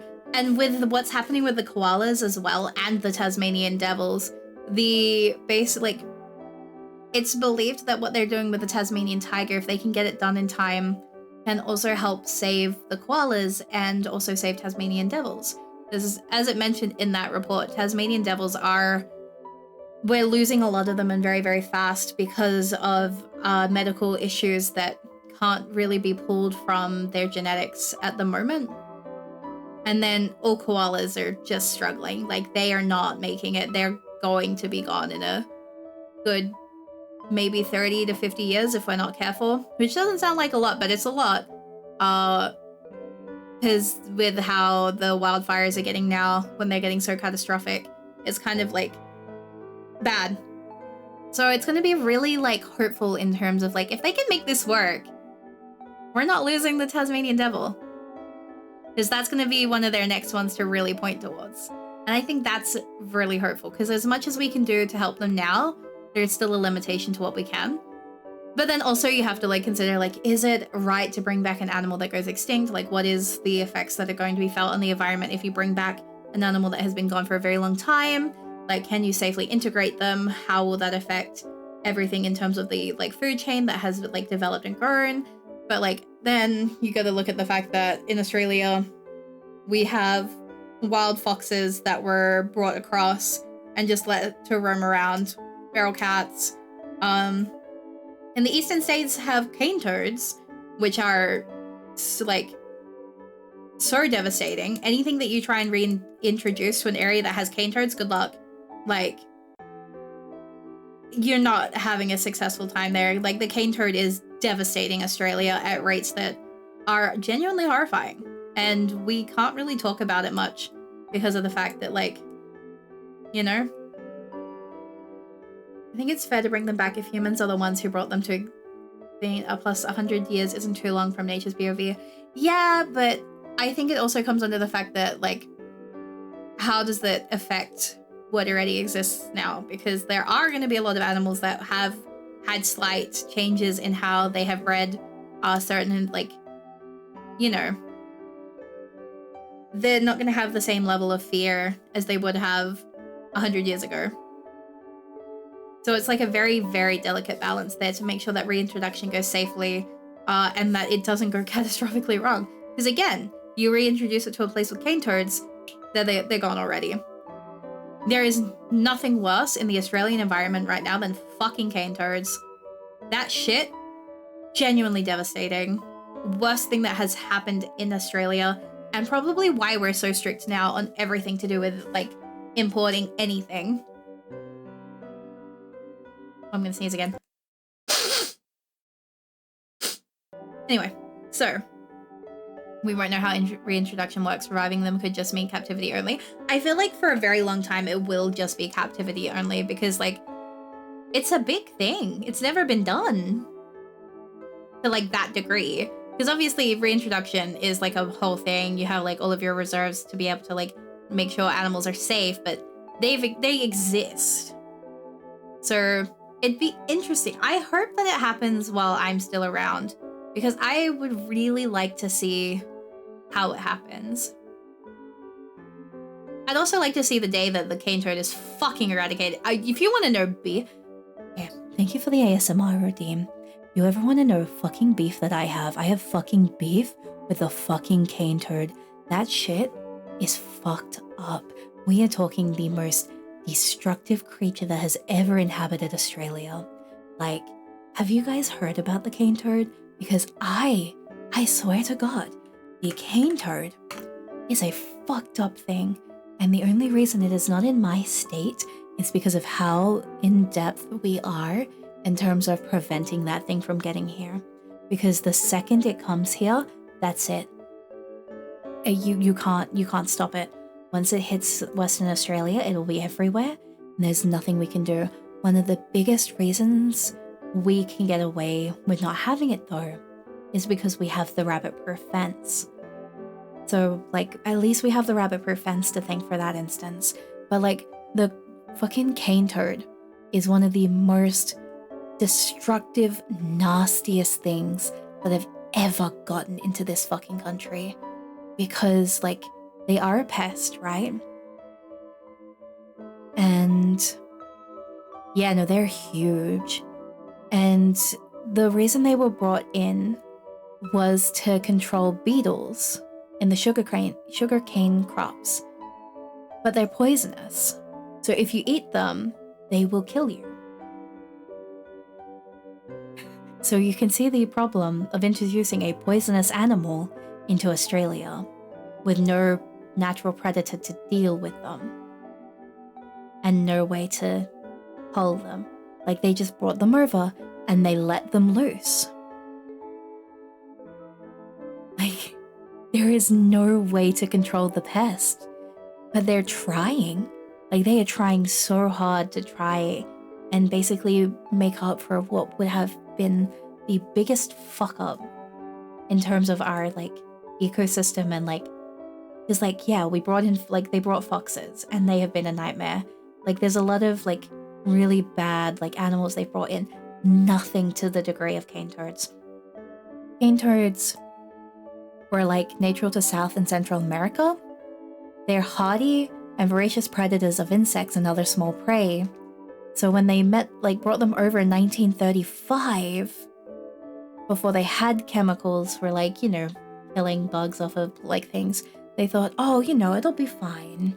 Like, we can control them.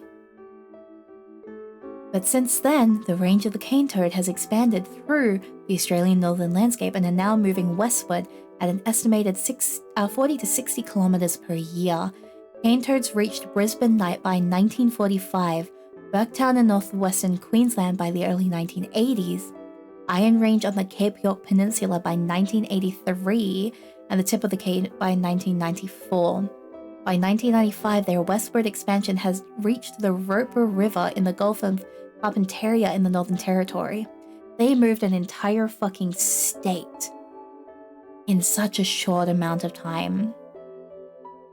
So in February 2009, cane toads crossed the Western Australia border with the Northern Territory to over 2,000 kilometers from the site they were released 74 years before.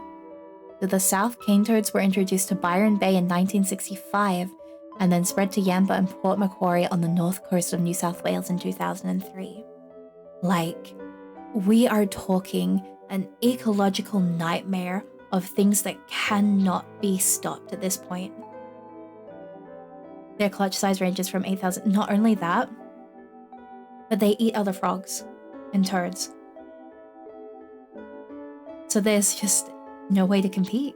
They breed fast. They even have started cannibalizing themselves because they're running out of stuff to, like, actually feed on. So they're actually eating themselves. It is that much of a show of what is a catastrophic failure of, like, an invasive species, because they're so good. They can only eat themselves. Like, they're so outcompeting everything. Like, it's bad. But yeah, they need constant access to moisture to survive. Instead of drinking, they absorb water through the skin on their belly. In Australia, there are no specific predators or diseases that control the cane toads. Like, they can breed at any time of year. Like, how do you fight that? In comparison as well, like mentioning 8 to 25k, most Australian native frogs typically lay between 1,000 to 2,000 eggs per year. Cane toad eggs also hatch in 2 to 3 days, and they stay as tadpoles between 4 and 8 weeks. And they can grow to an adult size within a year if they're in, like, a good condition set. That level of impact, they outcompete everything. The adult cane toads produce toxins from glands over their upper surface, but especially from bulging glands on their shoulders. These exude venom when the toad is provoked. While some birds and native predators have learned to avoid the poison glands of adult toads, other predators are more vulnerable and die rapidly after ingesting toads. And also, it is poisons that affect the heart and the central nervous system. And it's absorbed. So if they get it on their body tissue, like eyes, nose, mouth, that's it, you're poisoned. Like, how insane is that? But like, our animals are trying to like work around the fact that, you know, it's that devastating. So like some quolls are trying to like basically find them a food source and learning where the poisons are and how to avoid them. But there's only so much that you can do in a short amount of time before it gets too much. And even then, after that, it's going to take a very long time to truly recover. But yeah, that is why there are some very controversial ways that some Australians handle... Oh, I'm out of ASMR. That's why there's some like ways that are very controversial with how Australians handle cane toads. I have never participated in it. Again, I live in Western Australia. I just know from like people that live over in the eastern states. I'm not going to say what those methods are because it's not good. A lot of people would hear it and they would be like, what the fuck is wrong with people over there? A lot. But these are also pests that are so bad that everything that bites it, that doesn't know how to be careful, is just gone like that. And they're everywhere. But yeah, there's definitely some ways that people deal with it. I'm not going to say the name on stream though, unfortunately. I'm not going to say what it's called. That can be something for the future. And a future knowledge thing for y'all, maybe. Probably not though. It's fucked up. It's kind of fucked up. Yeah, so that's some Australian knowledge for y'all today. Isn't that insane?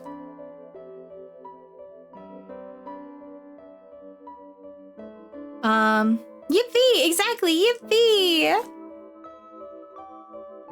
Yeah, that is... John Doe, thank you so much for the follow. Thank you, thank you. Brilliant time to come in while we're talking about like toxins in the animal kingdom in Australia. But then again, we also have like the platypi, so like there are a few animals here that are definitely a little bit on the funny side, but you know.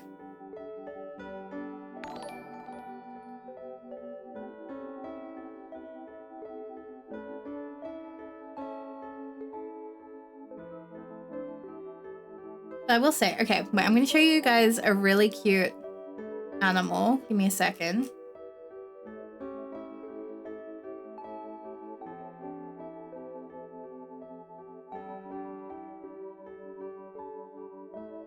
Yeah, I was listening. Oh, what a time.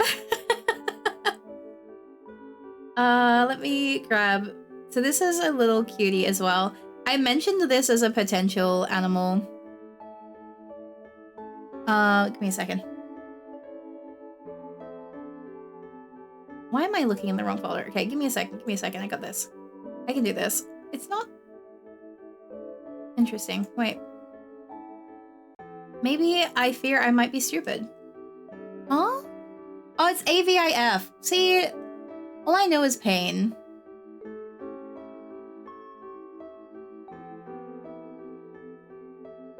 Why is there so many of these files? Okay, I think I've got one. Wait, let me check. JPEG. Okay, perfect.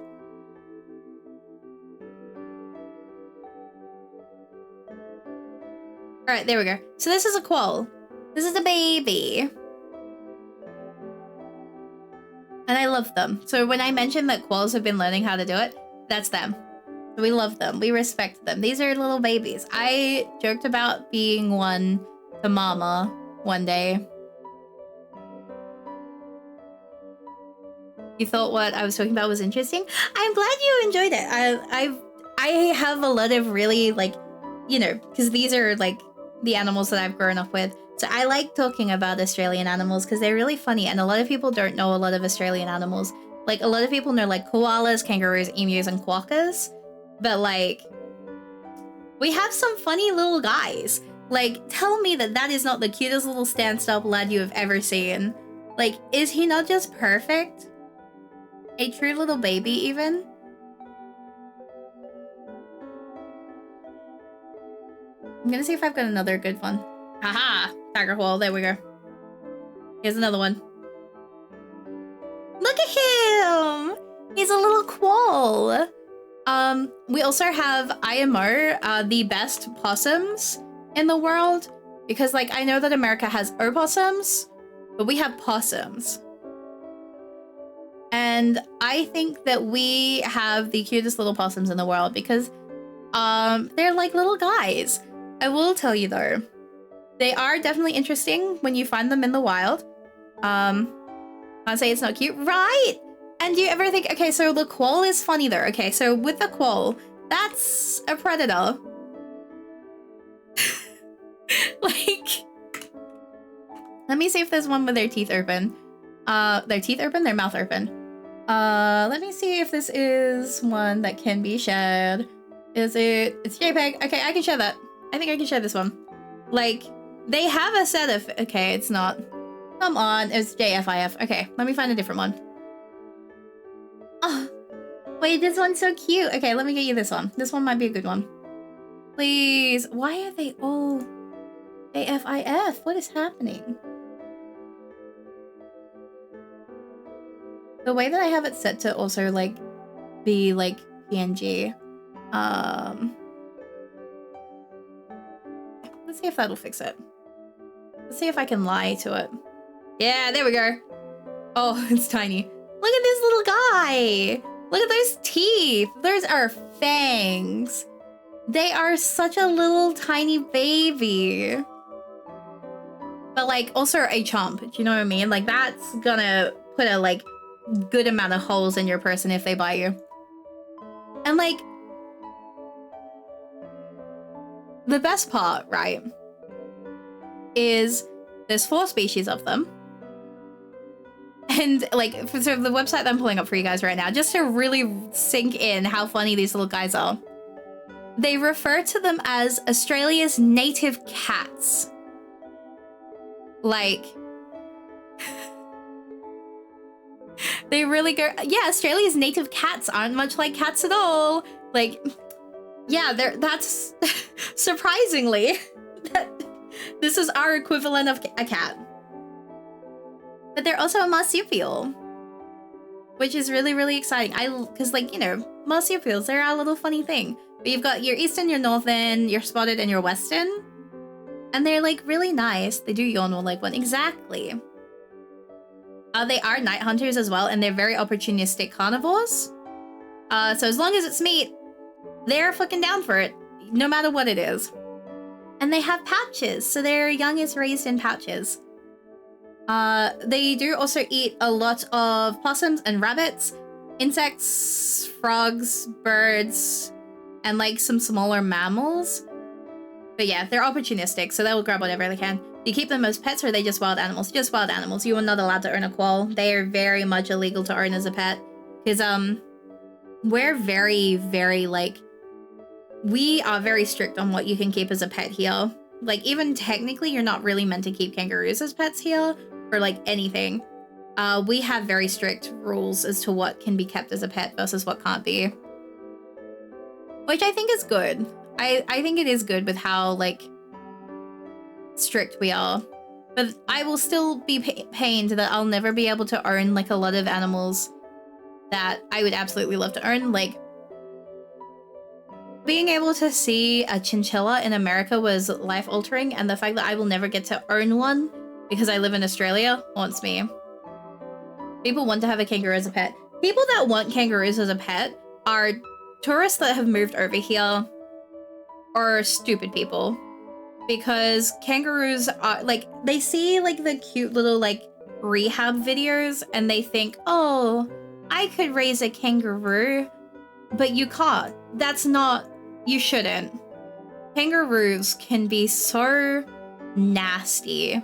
Like, they are, like, a nice, chill animal, but you shouldn't. Like, you own a male kangaroo, that thing's gonna turn on you one day if you're not careful. Like, you can have a good relationship with the wild kangaroos. Like, you can. It's just a very delicate balance. And it's easy to fuck it up. And you don't want to piss off a kangaroo, especially a male kangaroo. A male kangaroo is buff and he is not afraid to beat your ass. Like, they will square up to people. They're not afraid. They know that they are powerful. It's why whenever we had, like, a kangaroo, like, when I went to school, when there was a kangaroo on, like, the oval, you cleared the oval. They would keep you, if you were in classrooms, they would keep you in classrooms. If you were out in, like, general, like, recess or lunch, they would clear you away.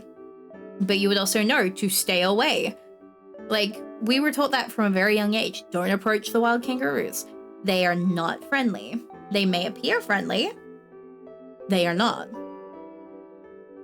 But then again, sometimes there's no better feeling than pulling over on the, like, freeway and just admiring the wild kangaroos. Like, sometimes that just hits different because they're just, like, living their own life. That's why if I ever have someone visit me from a, like, international location, one of the things I always like doing is showing them the wild kangaroos, because there's something so beautiful about it. And, like, there are a few areas where there are some very big groups of them that are just, like, existing. So, like, taking them down south to the wild kangaroos, I say south, but it's, like, not very south. It's, like, south for where I live currently, but it's, like, where I used to live. But, like, sometimes you just go at sunset and they're just living their little lives and doing their own thing, and there's something really beautiful about that, you know what I mean? But yeah, I have a lot of feelings about Australian animals that I don't get to talk about a lot, because I feel like Australian animals are just the odd thing for a lot of people. We have some weird ones, and understandable. I mean, the platypus kind of really did just change everything for a lot of people, because that one is just weird. Or, like, wombats. I love talking about wombats because they're fucking insane. Like, wombats have a bony plate over their ass, and whenever you tell somebody that, they're always like, what do you mean by that? It's like, yeah, they have a bony plate over their ass so that they can protect themselves when they're in their little, like, dens. They just stick their ass out, and it's hard to bite into them because there is a giant bony fucking plate. And there is theories that they used to crush animals with their bony ass into the wall of the den. Would be nice to see some of the wild animals. Honestly, if you can ever, like, visit, like, any Australian zoo, they're, like, seeing the animals, because, like, being able to see some of our animals in the wild is, like, very hard because a lot of them are night wandering. The whole reason behind the diversity of Australia is a whole history of the earth in many aspects. Yeah! It's insane, huh? Like, we have so many things here that just, you look at them and you're like, wow, you can see so many different, like, periods of, like, the world here.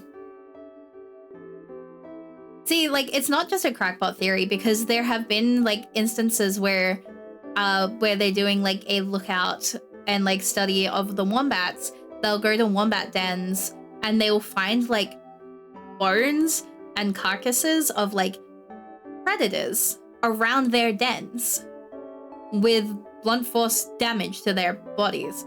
And so that's where the theory came from, because there was, like, bones showing that, like, something had been crushed there, and they're like, oh my god. But it's not 100% believable because we've never been able to witness it yet. There's just, from what we are seeing, this is what happens. And with how they, like, protect themselves, it's easy to just go, okay, is it an accidental thing that happened, or is this, like, an intentional thing? Also, they poop cubes. And I think that's funny as hell, because people are also like, what the fuck do you mean by that? Yep, it's cubes. But yeah, I like Australian animals. They're silly as hell. And yeah, I should probably end stream. This is 2 yap streams in a row. Guys, we're, like, cooking here. Oh, actually, wait, one more animal. Wait. Do you guys want to see the funniest thing? I think this is straight, like... Okay, wait. One more, and then I promise. Before mods worry about me being awake too late. I'm gonna show you the tawny frog mouth.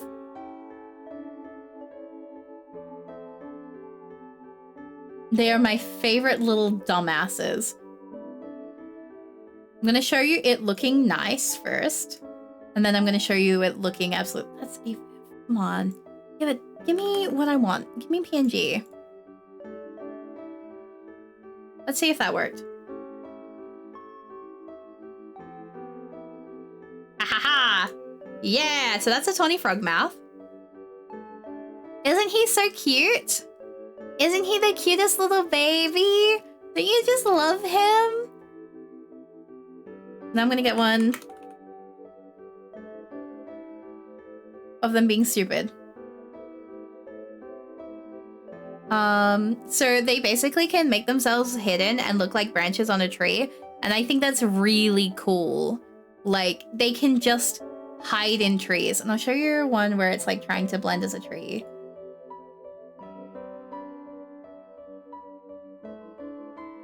This is a JPEG. Oh, we're so back. So this is him trying to look very, you know, subtle. This is him just trying to be a little guy. I moved something I shouldn't have moved. I don't know what I moved. That's fine. But look at him. He's just a little lad. Just being, he's just a branch on a tree. You know, he's just a little guy. And then open mouth. I'm going to show you what they look like when they open their mouth, because that's a nightmare experience that everyone should experience.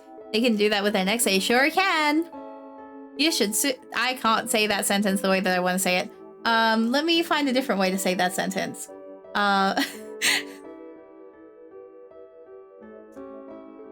Okay, I'm gonna get just this photo.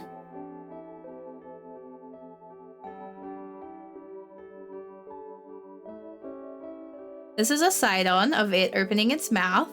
They have big fucking mouths.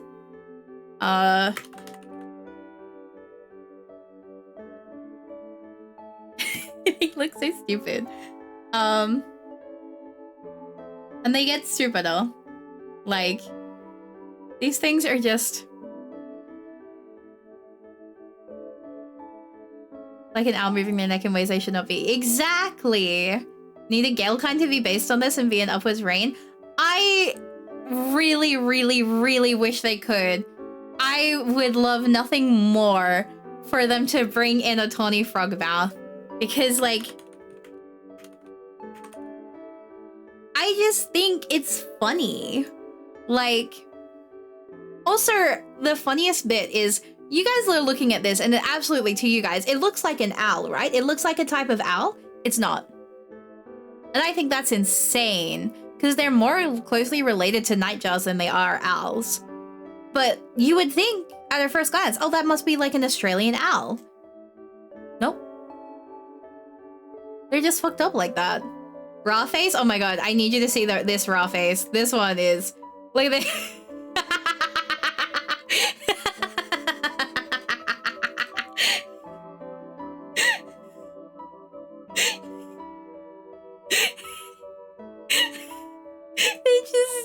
That's the raw face. They just do this.